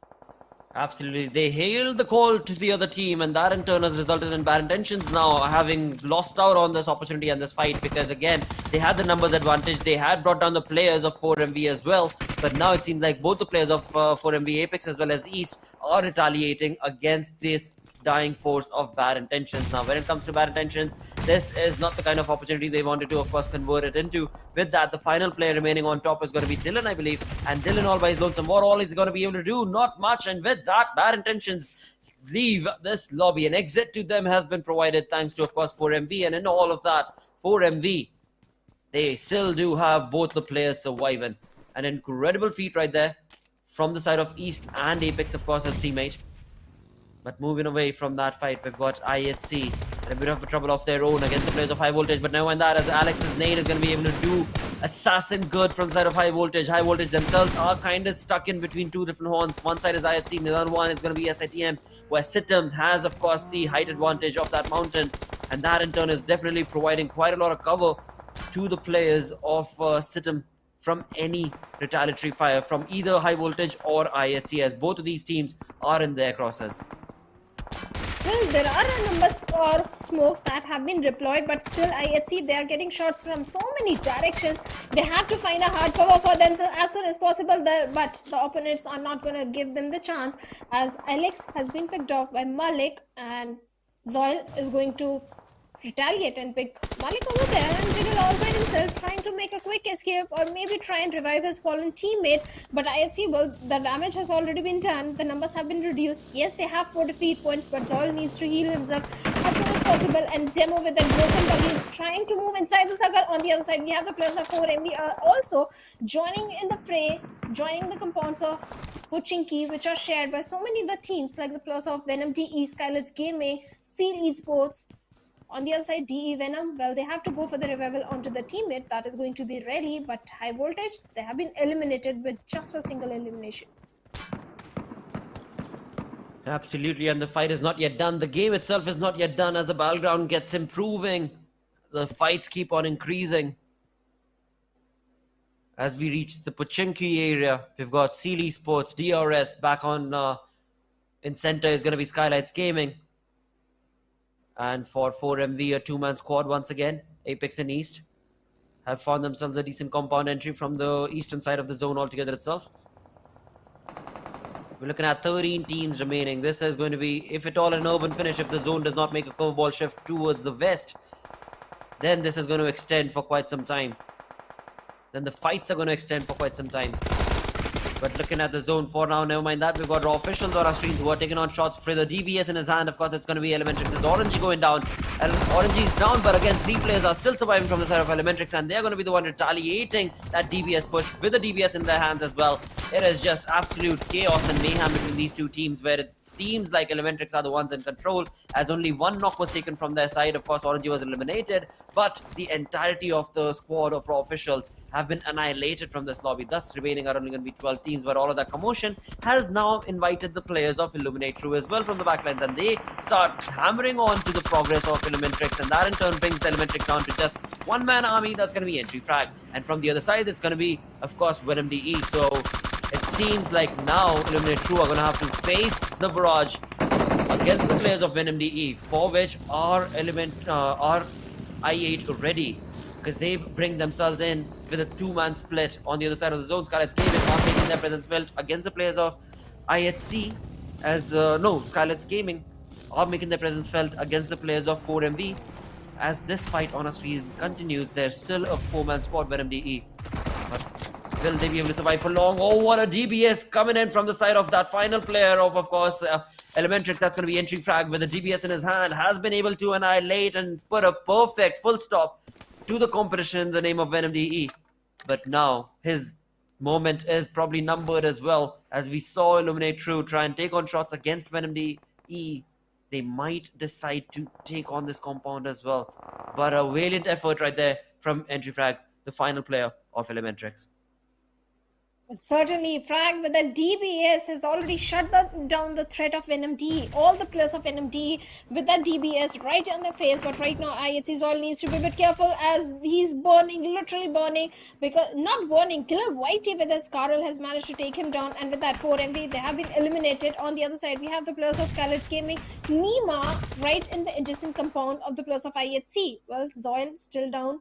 And Nima with the grenade is trying to take down Demo as well, and Demo is hoping that he can revive his teammate, but that's not going to be allowed, as Nima locks another perfect grenade, and IHC has been eliminated at 9th spot with good elimination points in their favor. Now SKYLIGHTZ Gaming, they do have a control of the Pochinki area, but look at smart gameplay in the mini-map from the side of IA. They do know that the final circle is not going to be in the Pochinki city, so they never committed themselves inside the city or the urban city of the Pochinki area. They have the southern control, and the moment the circle shifts, all these teams, they have to come out from the Pochinki city. That is when I8 will start capitalizing on. Or maybe the players of T2K as well, because T2K, they are on the periphery of the circle and they can gatekeep so many other teams. So do the players of NB Esports. Indeed, for now, the zone moves away from Pochinki, pushing all of these teams out in the open, as we've got Esports right now, the most extended team from the zone right now. The team in green, as we can see on the mini-map right now, they need to be, of course, taking a perfect synergistic approach in this fight against the players of SKYLIGHTZ Gaming, where SKYLIGHTZ Gaming are going to be their first hurdle that they're going to have to cross to get into the zone. And these perfect nades coming in from Sunshare on top of this compound have pushed back the players of SKYLIGHTZ Gaming, but not resulted in anything detrimental. It's still players of SKYLIGHTZ Gaming surviving, and along with that, now the push has been made from the side of Esports, as Rogue with the DBS in his hand tries to take on those shots. There we go. This should have been the gun in his hand, because DBS shots, yes, that could have done a lot of damage had SKYLIGHTZ Gaming not moved away from that position. But now it's, of course, Mafia Ninja along with No Fear and Nima in the compound, giving them that cover fire. It is all down to how exactly these three players from SKYLIGHTZ Gaming are going to be able to stop the players of Esports, where Esports themselves are dropped down to a two-man squad, as we've got Becca taking a nade to the face, and same is the case for Sancher as well. This is the moment I was waiting for, when the circle is going to go away from the city of Pochinki, and now all the death and destruction is in the map of Erangel and SKYLIGHTZ Gaming. Well, they are creating a lot of trouble for the players of Seal, as Becca is still bleeding. The help is not there yet. Sanchir is trying to stop the aggression that might come in and try and make a smoke wall, because they have to transition themselves inside the circle as well, where the players of I8 plays perfectly, but looks like T2K are trying to contest the players of I8 in the minimap, as I can see, but Mafia Ninja, perfect grenade comes and takes on Rock over there, and Sanchir is trying to make a quick escape with 30 HP. Can he do so? And looks like he will be able to do so. And SKYLIGHTZ Gaming, well, they have got 7 defeat points for themselves. They are looking so very promising. But now, Esports, well, through the hands of T2K Sandesh, the last match has been eliminated. Now we are left with only 7 teams and 16 teams remaining in the Pochinki city. We still have NB Esports and SKYLIGHTZ Gaming. Absolutely, with 6 teams remaining right now, Leo Esports getting eliminated, I8 crew having had themselves set up on that mountain is going to be giving them a really good positioning. At the same point in time, SKYLIGHTZ Gaming, the momentum they pushed on ahead with has been put a little bit of a full stop to, thanks to, of course, DRS. But SKYLIGHTZ Gaming are not yet done or deterred, because they've got 2 players remaining, No Fear and Mafia Ninja, as they try and slowly get closer and closer through this compound where Gyante from Sarah DRS is waiting. Will they be able to spot him out? DBS in his hand. Gyante brings down the players of SKYLIGHTZ Gaming to a 1v1 situation. It is going to be Gyante alongside, of course, No Fear, the final player. But who will this fight favor? That is what the main question is going to be. Of course, both of these players are the final ones from their team. DRS against SG. Who will be the one who shall come up on top? SKYLIGHTZ Gaming have 8 defeat points. But for DRS, it is 8 as well, yes. And that means that both of them need that final elimination point to be in the lead from this game. At the same time, right now, apart from those two who are stuck in the same compound and the Blues catching up to them, we've got Illuminate True, who have set themselves up on a perfect pedestal right here with the high ground working in their favor. They've got a lot of information. T2K Jane, look at them. They are slowly creeping up the mountain as well. They know that that is the only way they're going to be able to take on the players of Illuminate True. And that is something that we can see in the minimap as well. The team in red, T2K, with all 4 players standing, have gotten closer and closer to Illuminate Crew. This is the moment for Illuminate Crew to re-strategize as to what exactly are they planning. The 2-man split, is this the way you want to be moving on into the final game? Or do we want to regroup? They're not checking the backlines, Blotter. I8. They're not checking the backlines. And that can result in the demise of Sky. Look at the position of Sky. T2K, well, they are having the height advantage, like you pointed out. But I8, they are on the low ground and they have no idea that T2K has crawled up so close to them.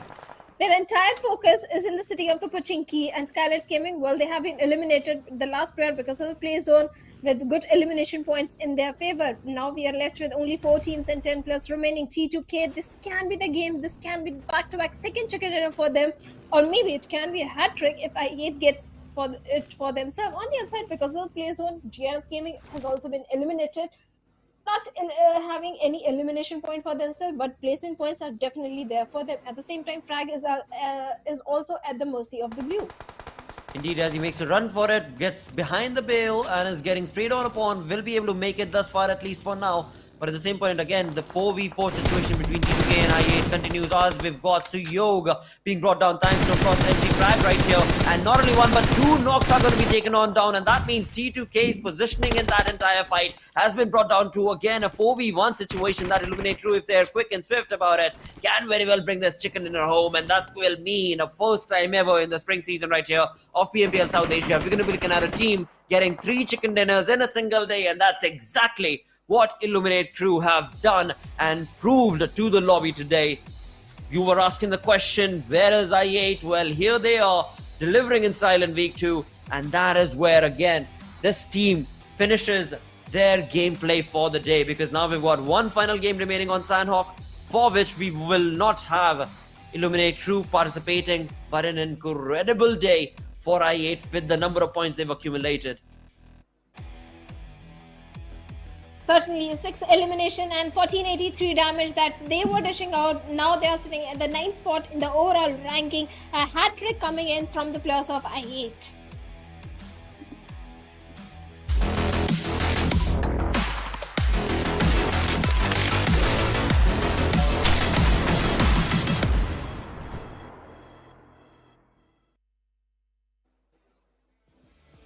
Well, hello and welcome everyone. You guys are watching PMPL South Asia Spring 2023 and I8 in the previous game. They have managed to get a hat-trick blotter. It's the first hat-trick in this season.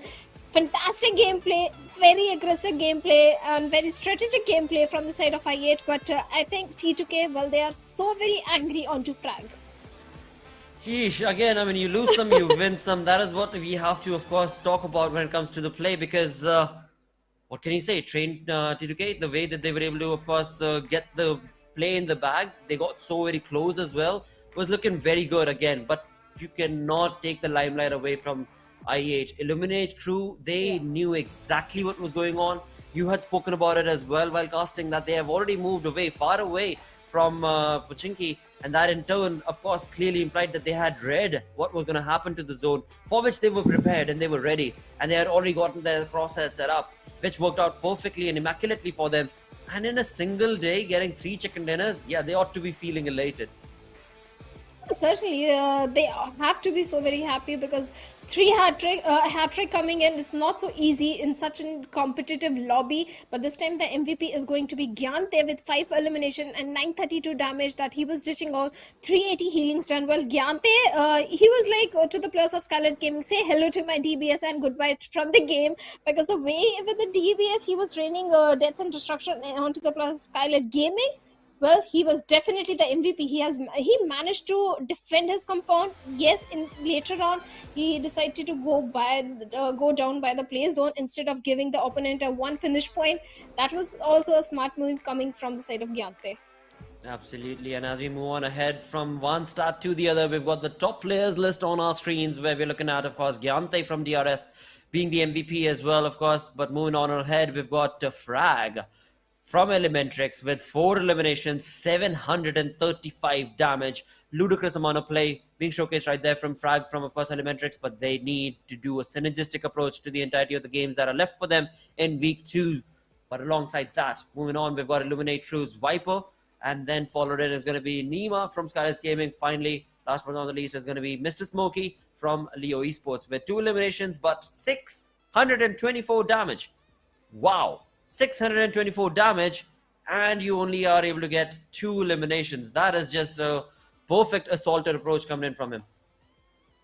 Well, certainly, but Leo Esports, the split that was coming from their side was not favoring their case. But in the match summary, we have highest elimination, highest damage coming from the side of Gyante with 5 elimination, 932 damage. Highest assist is from DRS Rules. So DRS, well, again, they had a very good run in this particular one. But the highest healings done is from the side of Frag with 578. Maybe in the end, when he was at the mercy of the blue, he tried to go for a few first stage for himself, but in the match ranking it's I8 on the top with 16 points. Absolutely, and then following them up close is going to be Elementrix this time around with 13 points of their own. Definitely a valiant effort, and props deserved right there for Elementrix performance, of course. But as we move ahead towards the second page, this is where we'll have to see what all has gone wrong for what teams. Venom Esports getting eliminated early on. High Voltage in week 2 have not been able to deliver the punches they were part of in week 1. Raw Officials tried, but sadly weren't able to convert it into a good one. Bad Intentions, we saw that chaotic fight that took place where it seemed like they were the ones in control. They should have been the ones who could have been taken that compound to themselves, held that compound to themselves, moved away with perhaps a few more points. But 2 is all they get from this game. Certainly, only 2 points. This is not something that we want to see, because teams definitely want to try and propel themselves in the overall ranking, because to play the bonus match that we so much talk about, you have to be in the top 12, and being in top 12 is not so easy.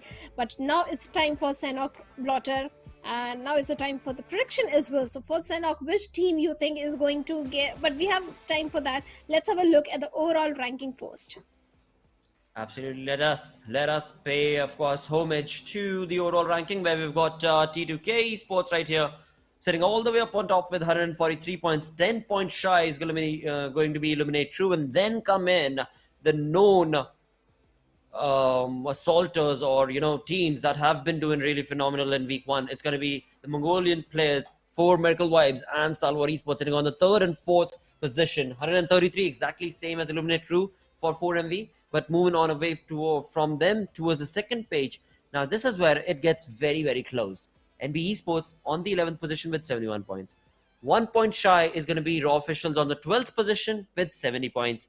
Same is the case for Venom DE also with 70 points, and Venom DE have completed their games for the day. So this is going to be an opportunity for High Voltage, for Raw Officials, for NB Esports, even for that matter TRZ, to be able to jump on and get a decent game and a decent outing on this final game. But oof, the map is going to be Sanhok though.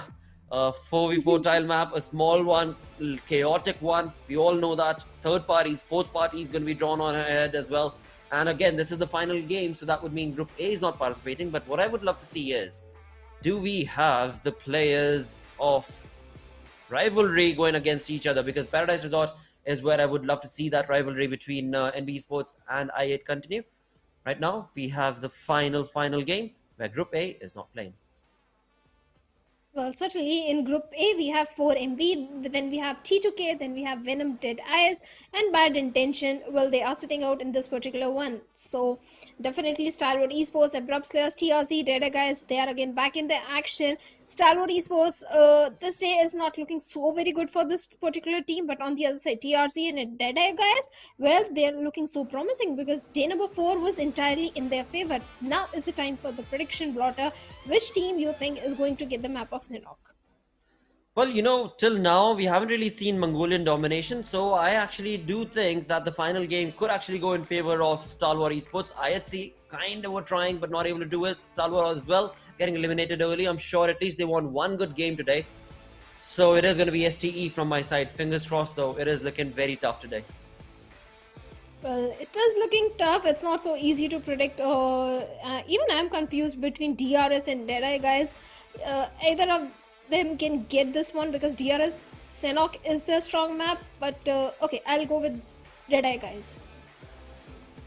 All right, there we have it. DE being confirmed from your side for the final game of Sanhok right there.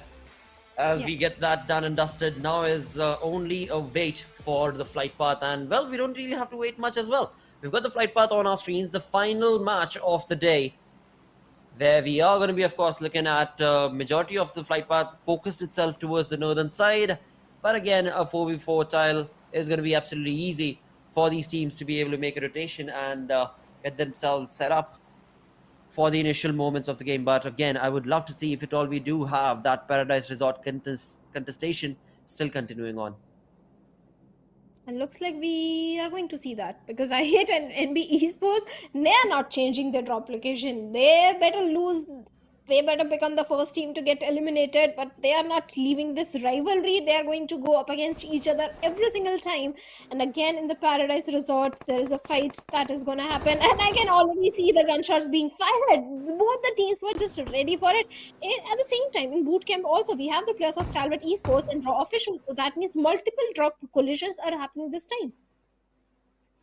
Indeed, and that is what we love to see on the map of Sanhok, because that is what the map delivers every single time we're part of it. With that, we do now need to see what exactly is going on as far as the action is concerned. We've got STE taking on shots. We've got the players of course, Raw Officials being the ones who are going to be against them. Yarauta, with just a sliver of HP, is going to be able to run away from that area, but how long is he going to be able to survive for is the main question on the other side of the map altogether itself. We've got High Voltage Jiggle taking shots against the player of Cinema itself as STE bring down Yarauta. Yep, the sliver of HP that was left on him will not provide him with much. At the same time, we can clearly see that STE themselves have barely any loot, of course, because the game just started, and right off the bat, you've got Raw Officials dominating this one with the ATM in his hand. Finax should be able to, of course, destroy his opponent. He had a West, he had everything going in his favor, but not going to be allowed as two players from the side of STE jump on to take those shots for themselves. There is an equal amount of trades taking place between these two teams. It is a 2v affair between, of course, STE, but it seems Raw Officials were not able to do much. I wondered if anybody would have gotten DBS from Raw. It could have been a game changer right there. But look at the sheer amount of discipline being showcased from the side of STE, as they did end up taking some knocks, but did not let go of a single player. They still have all four players surviving. That moving away from their fight towards another one is going to be High Voltage against Sitim right now. And that is happening in the ruins area, not the ruins area, actually Camp Alpha up top temple area, where we have only two players of Sitim Esports in High Voltage. Well, they are looking so strong as they have managed to get QB out of the equation. It looks like high voltage, even their numbers are also not in their favor. So trades has already been made. Desert on a very low HP, Giro trying to go for a flank angle and have a cheeky angle onto the plus of high voltage. But look, that Jiggle is already prepared for that. He is definitely trying to go for some resources onto the crate. But at the same time, this is going to give him a very good position onto Zero over there. So sit him. Well, they are not looking so very good. On the other side, I8 Viper takes on Seal over there, and Seal Soulless also takes down Viper. So trades are coming in, and this time I8, they are not picking up fight with the plus of NB Esports. They have already rotated away from the city of Paradise, but now they are in close frontal battle with the plus of Seal Esports, and trades are coming in. But Dobu tried to take down one player, but now he has been taken down by Malik.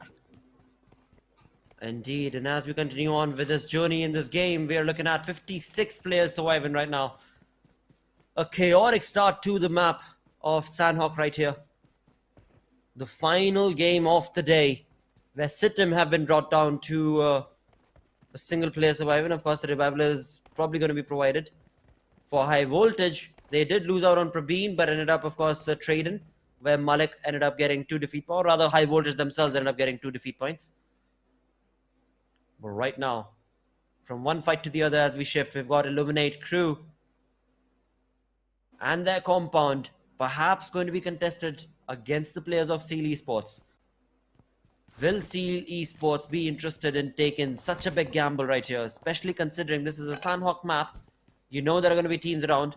There could be third parties as well. So troubled choice that is going to be provided to the players of Seal.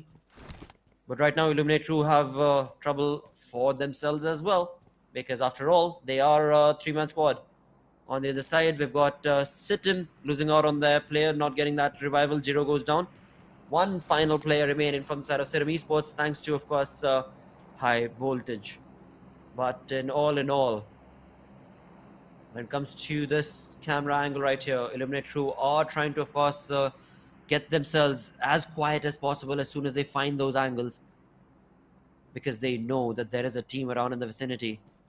And if the team, that is Seal Esports, comes up from top of that mountain right behind Illuminate Crew, then things are going to get real miserable for I8. But we'll come back to that later on as we move on towards another team. That's going to be NB Esports. Now, NB Esports, they are going to be making a slow and steady progress in terms of the rotation. Good decision from their side to not be in a vehicle, wherein I've actually seen in so many individual games on the map of Sanhok, players end up using vehicles and then their information has been relayed on to their opponents, and that ends up becoming a demise for them. But for now, it is a bit quiet. We saw a lot of action in the early moments of the game. 10 players got eliminated, but now we reach a little bit of a lull, but only for a minute, I believe.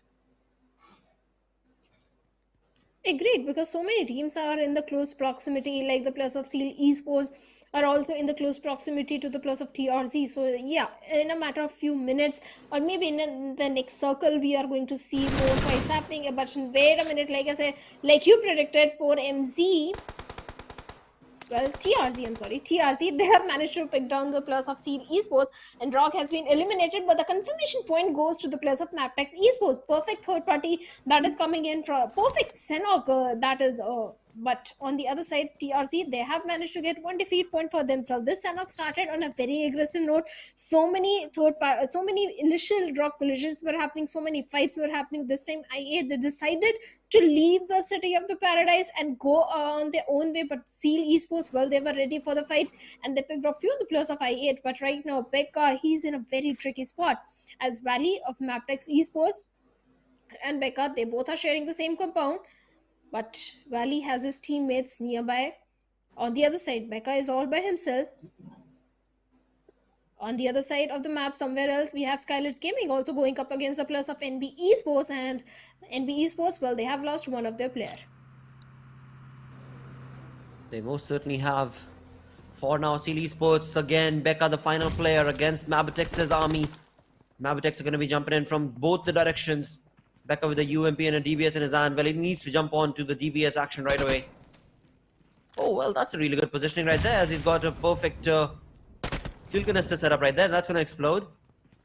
That's an easy knock if at all a team was trying to enter from there. But once again, for Mabitex, they don't really have much to worry about, I don't think, because they've got all 4 players against a single man. That's going to be Becca right here. Of course, he's bringing in some bandages and, of course, the painkillers, but that's all he's got, as you can see. He's left with pretty much nothing over here, and this nade might just be the one that might be doing the trick and ending this result in favor of Mabitex. As the final player of Seal Esports gets eliminated, we're looking at the team out of the lobby on the 15th is going to be Seal Esports with 1 elimination. So again, for Seal Esports, it has been a troublesome week number 2 as the journey continues on with the dicey approach from their side on the overall ranking. But right now, as we move on from that fight towards TRZ, as Mamba and Mad Cat push on ahead against the players of SKYLIGHTZ Gaming. SKYLIGHTZ Gaming have been dropped down to a 2-man army as they fall back. It is going to be no fear in Mafia Ninja once again.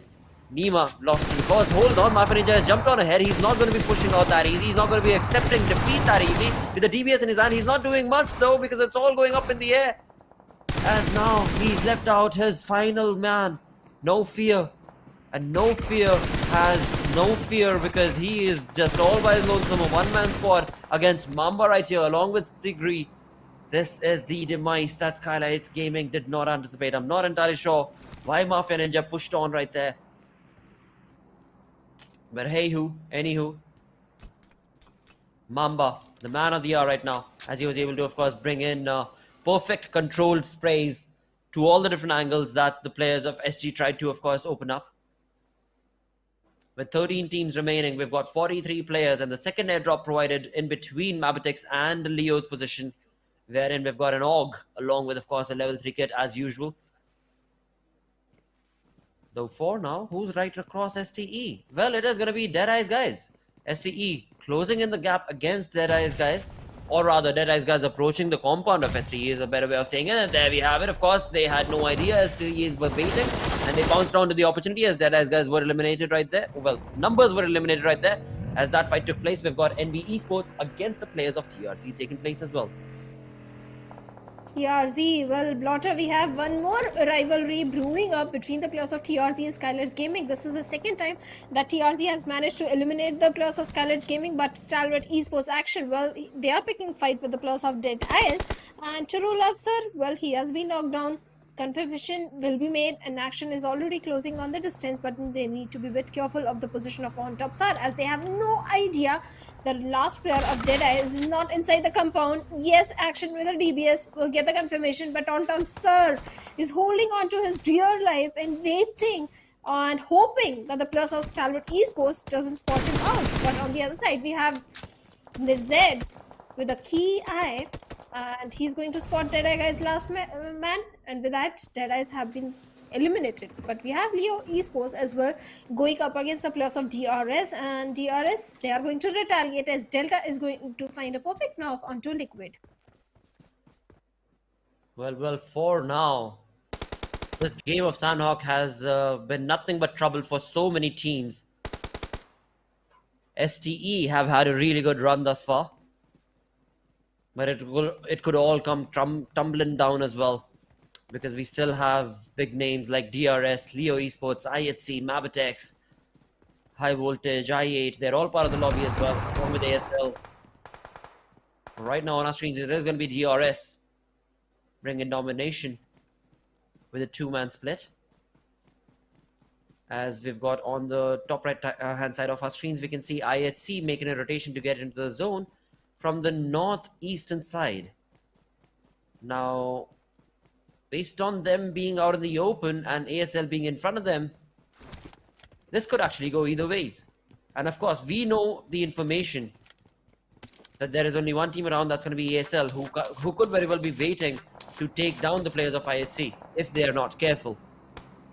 But both ASL as well as IHC have to make a rotation from that top right hand side of the map that we can see them, because the blues are going to be catching up to them real quick.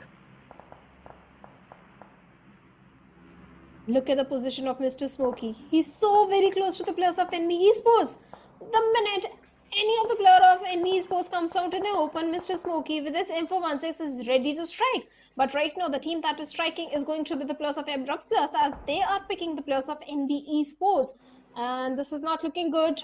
in the mini map, like you said, Sitim Esports Desert is still inside the boot camp, and soon Blue will start closing in. I8, well, they are also going for a very late rotation. Demo is also at the mercy of the Blue with just a single first hit, and the grenades that are coming in his direction are not looking so very good as Sleepy, the last man, not the last man. Bishal is also there, but I don't see him in the close proximity. Sleepy with the grenade can bring the demise of Demo, the last man, at least a solo man right now over here, and has been brought down to a 10 HP. This grenade can be deadly for Demo if Sleepy lobs it to perfection, and yes, he does, and Demo goes down. Now I see they have to prioritize the circle. They have left Demo all by himself. They knew that was a mature decision that came from the side of IGL, that there is no possibility of saving Demo in this situation. It's better to be with the circle, to be friendly with the circle, and prioritize the rotation and move ahead as a three-man army, and Sleepy will get the confirmation point as well onto Demo. But I see 2 defeat points already in their favor. Now they can gatekeep the plus of Abrupt Slayers. They have the numbers advantage, but at the same time, they have to be a bit cautious of the teams ahead of them, especially the players of Mapex Esports, because Mapex, they do have a good compound to their name. They most certainly do. For now, it is IHC on our screens who have made an entry into the zone. From back angle, of course, ASL are now starting to make a move. Talking about Mapex, they are looking very, very good from the northern side. Though in the center, again, I would love to see how exactly is Leo Esports holding their ground. We've got DRS around as well as another team right next to Leo. That seems like it is going to be STE. So between, in the zone itself, we've got 3 teams and only 3 teams. But on our screens as well, it's going to be Mavitex's compound that needs to be, of course, sprayed on upon from the side of IHC, as IHC bring perfect dominating bullets, along with that, of course, a nade that opened up the entire fray. And now it seems like Mavitex down to Kesse is going to get eliminated. Then that means Mavitex themselves are going to be pushed out of this lobby. IHC, that was a really chaotic fight for them, as they, of course, were not able to keep Alex up. But, of course, hopefully, with the opportunity of giving a revival, Alex should be up on his feet, as 6 defeat points for IHC is a good momentum boost. But look at this, as I was talking about it, in the center of the zone, well, pretty much the center of the zone, we've got 3 teams. The one that I was keeping an eye out towards were these ones, STE right next to Leo Esports.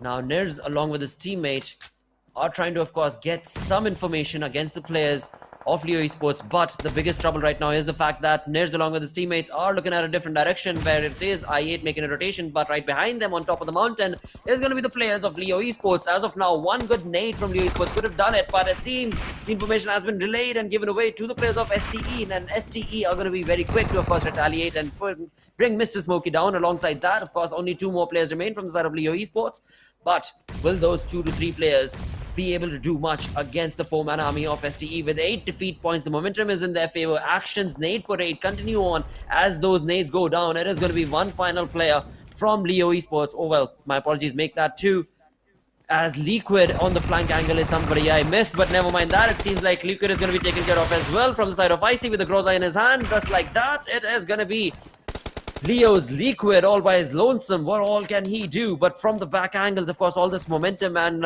information and noise that's been created from STE could very well be capitalized from the players of I8 as well.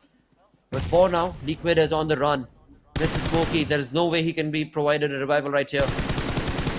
And of course, Liquid running away is going to be able to survive for just a little bit longer. With that, oh well, just a little bit longer it was actually, because with that, STE find themselves at the high ground of this mountain, but sadly not in the center of the zone. They are around the surroundings, but again, like I was saying, they've got I8 to worry about as well.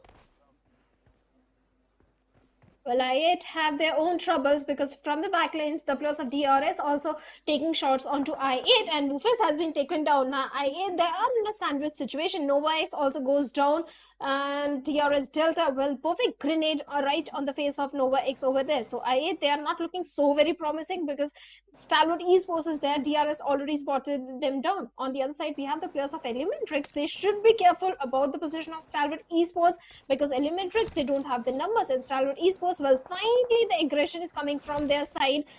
The entire day Stalwart Esports were missing, but finally the aggression, the momentum we wanted them to have finally is there. 11 defeat points already in their favor, and they are going for more. But DRS killer YTT spots Elementrix players as well and takes Frag over there down, and Gimli is all by himself, and Frag bids bye-bye to his teammates. So Gimli has to do something. He has to survive for a very long time. The numbers advantage is in the favor of only two teams, that is Stalwart Esports, but they don't have the perfect circle or the real estate in their favor. DRS on the other side, they do have a good compound to their name, but Nirzed, well, he has the information onto the plus of DRS, and when you have the information, you always have an upper hand onto your opponent. That is so very true and very well said right there, Shadow, of course. Having the information always gives you an upper edge in a fight. Right now, it seems like along with the information, the high ground advantage is something that STE seems to be utilizing to perfection. Hey, with 7 teams remaining, 19 players in total is anybody's game. And I, from the back angle, of course, bring in domination as they bring down. But of course, the teammates are going to be right around the corner to give him a revival.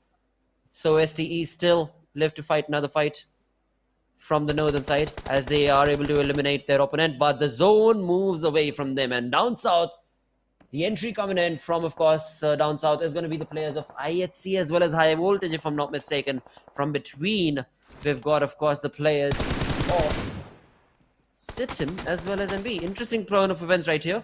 But overall, we'll have to see how exactly will High Voltage face the fears against IHC right now, because IHC, it seems like they have a little bit of a compound which is going to be part of the zone as well. So IHC have a cover to work with. Whereas for High Voltage, it is going to be a little tricky as to how do they take on these fights. And again, utilizing that perfect high ground advantage, STE want to bring down as many players as they can before they get into the zone. Well, certainly Stalwart Esports, they have to pick up a fight with the plus of NB Esports. At the same time, be very cautious of Desert's position, because Desert, being one with the nature, is not giving any sound cue and can be that ugly thorn for the plus of Stalwart Esports right now. But High Voltage, well, they are trying to pick up fight with the plus of DRS and try and bring down their numbers. But NB Esports Mondo, well, he has managed to take down Jiggle over there. Fistboy takes down IC as well.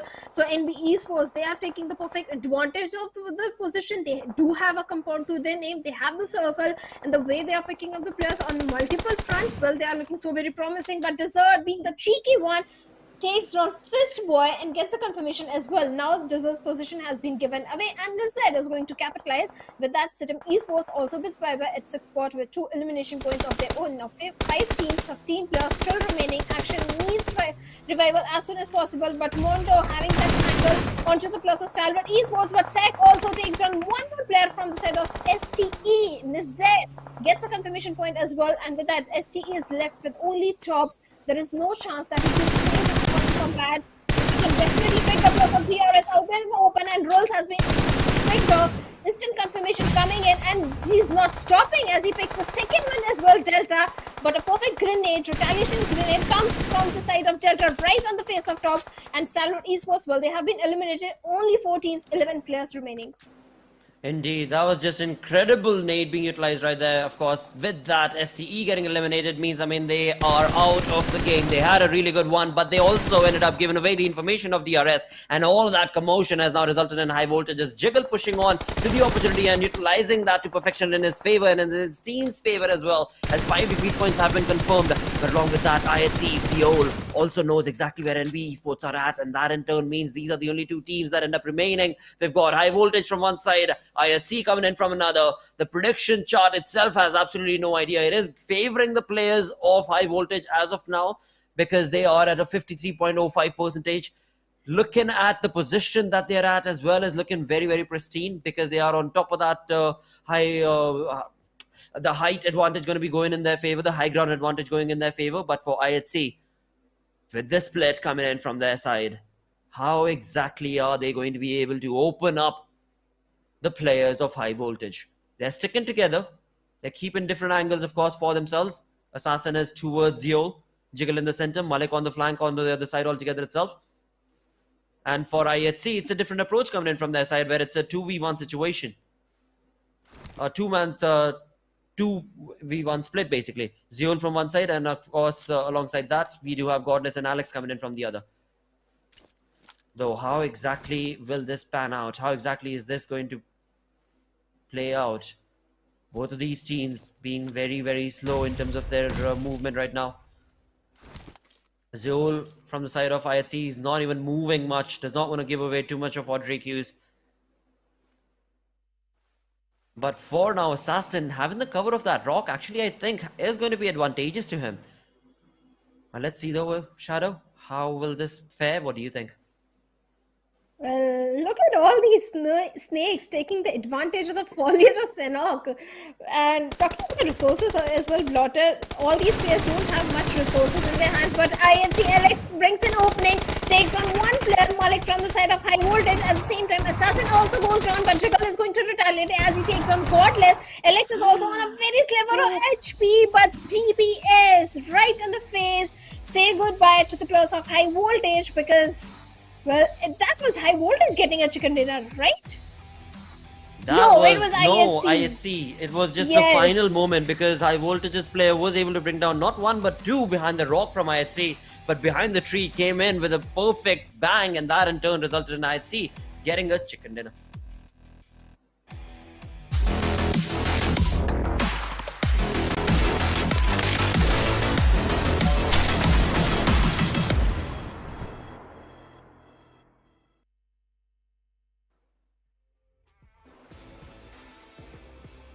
Well, guys, with that team, IHC is getting a perfect winner chicken dinner for themselves in the map of Sanhok with a very aggressive performance, but valiant efforts from the side of high voltage as they were picking the players of IHC. It was so close between both these teams. In the end, it was a 1v1 situation because the remaining players of IHC were also on a very low HP. Zoil was also on a very low HP, but they managed to take it and they got a winner chicken dinner in the final day of day number 4 of week 2. Absolutely, but of course that we still are left with one more day before we jump onto that bonus game, and for that IHC again a miraculous conversion coming in from their side on this final game of Sanhok, which in turn gave them the 4th position, a very good position to hold right here. But at the same point of time, again, when it comes down to high voltage, they were also so very good in terms of how they were able to, of course, get the information against DRS, get the information against NB Esports along with that, pushed on to get the game in the bag. But of course, it was IHC that got the best outing out of that one. With that, of course, now the question is going to be the MVP as to which team is which zone, which region is the MVP going to be awarded towards, because we did see quite a lot of incredible performances coming in from STE. We had an incredible conversion of chicken dinner from IHC, both Mongolian teams, and then of course we can also bring up a team like DRS as well as high voltage from Nepal, who were also looking very, very good. So again, MVP, I have no idea where it should go, but STE were looking pretty good. I agree. Stalwart Esports, it should be from the side of Stalwart Esports because of the amount of finishes they were having in their hands. Yes, they were taken out pretty early, not pretty early in the game, but after a very dominating performance. And yes, it is tops from the side of Stalwart Esports, a well-deserved MVP title in this one for elimination. But look at the amount of damage that he was dishing out. 1220 damage, not too many healings done, 3 assists and 5 knocks. The way Stalwart Esports tops was able to take down the players of DRS in the final situation, he managed to take down one player, not just one, 2 players from the side of DRS, get the confirmation onto one player. But the nade, the perfect precise nade that came from the side of DRS resulted in his demise, but still valiant efforts from the side of tops. Absolutely, and that worked out perfectly from him. But at the same point of time, right now, as we push on to the top players list as well, that is going to be coming right around the corner on our screens, we shall bring up so many other teams and names, because after all, when it comes down to the way the game was played out, so many teams had opportunities to get so many incredible points and third parties, and that is where these 3 teams stood true and tall. In fact, let's make it 4. STE was definitely part of that entire fray. Same is the case for the DRS as well as high voltage, and last but not the least, IHC.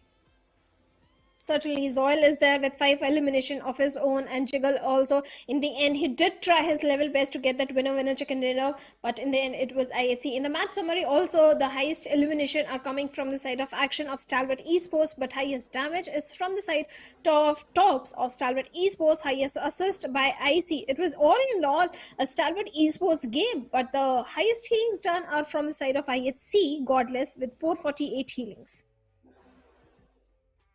Absolutely, and along with that, as we move on and talk about the match ranking itself, we've got IHC with 11 eliminations, Stalwart Esports with 13 of their own.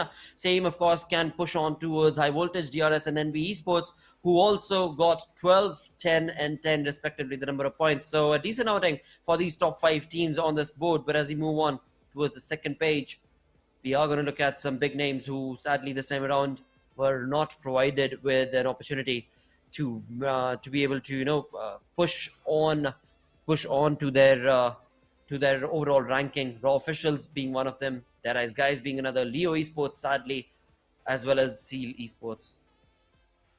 Well, certainly. Talking about DEADEYES, after a dominating performance, consistent performance in the map, second map of Miramar, third map of Erangel, they were sitting on the fourth map, and now they come up. The momentum is already lost.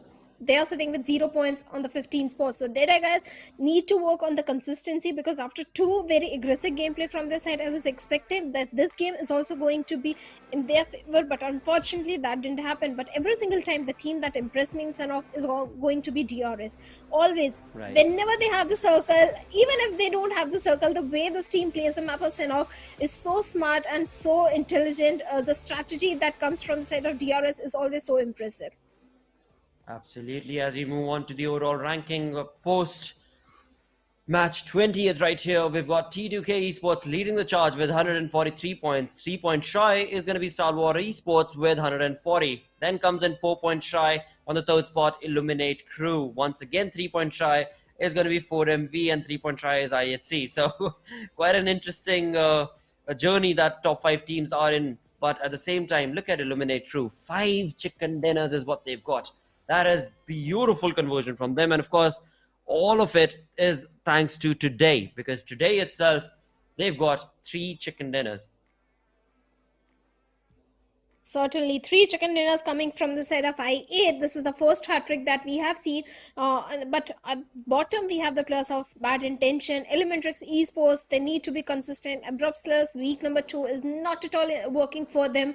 TRZ, the way they are climbing up the ladder, they need the consistency. They need more points. They need more aggression, because they are sitting at the 17th point, and it's just only 5 games remaining.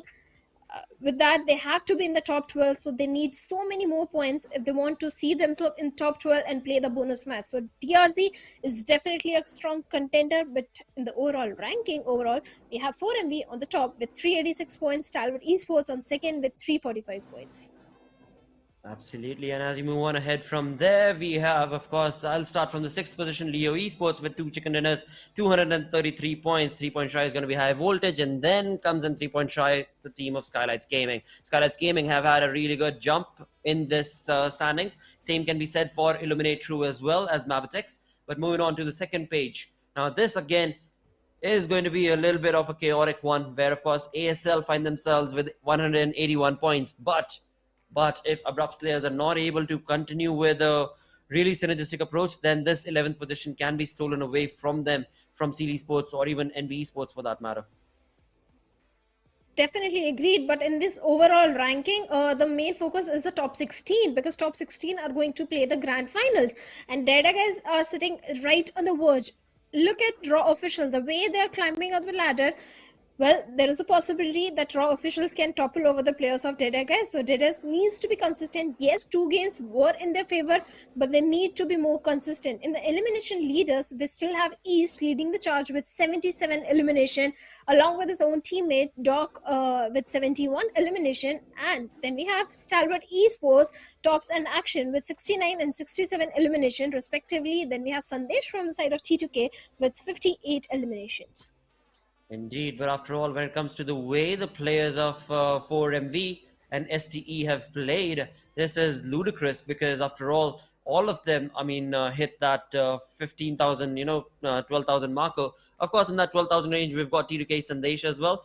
But that is the kind of domination and destruction that the players of Mongolian Dominance have showcased till now in PMPL SA. Alongside that, to summarize the day, we do have I8 to talk about. Illuminate Crew with 3 chicken dinners. The first one on Erangel with, of course, 12 eliminations. Moved on to Miramar to get another one, 13 eliminations. And then finally on Erangel once again with 6 eliminations. I mean, this team they were rock solid today. Certainly, totally agree to it. Not just today, yesterday as well. I8, the entire week number 2 belongs to this particular team. The consistency that has been coming from their side, at the same time from the side of T2K, the particular week number 2 was about I8 and T2K. The consistency, every single game went in their favor. So yes, these two teams are to watch out for in the coming weeks as well. Most certainly, and of course with that, as we continue on with the journey for today, our stream definitely does reach the end. As of course with that, the journey for week 2 will continue on, because tomorrow will be the final day. We are yet to still of course have 5 games played tomorrow before we jump on to match number 6. That will be the bonus game where only top 12 teams are going to participate on the map of Vikendi, for which of course the fights will continue on today. Everything is not yet done and decided, but one thing is set for certain, that today again it was not really a Mongolian dominating day, because after all we saw Illuminate True walk away with chicken dinners. In the end, yes, IHC did take away that chicken dinner, but again it was IHC versus of course High Voltage. It was a one-on-one conversation. It could have been either or. So most certainly tomorrow I look forward to a lot more mayhem in the entirety of the lobby. But when it comes to today, well, it was Illuminate True through and through, and I'm sure they're going to be very, very elated with the way that they were able to perform. But will it be enough for them is what I ask. Because tomorrow, what if there are other teams who now want to have a rivalry against Illuminate True itself? And of course, that is the only team that got 3 chicken dinners. So that means that can be a possibility that tomorrow other teams might just go up against I8 and be like, all right, you know what? You've had your day. Get lost. But again, that is something that is only speculative from my side, and of course I'm just making fun of it. But today's day is done. Thank you so very much for tuning in, and of course I've been your caster Blora, joined in with the beautiful Shadow. We'll be back again tomorrow. Until then, take care. Bye bye.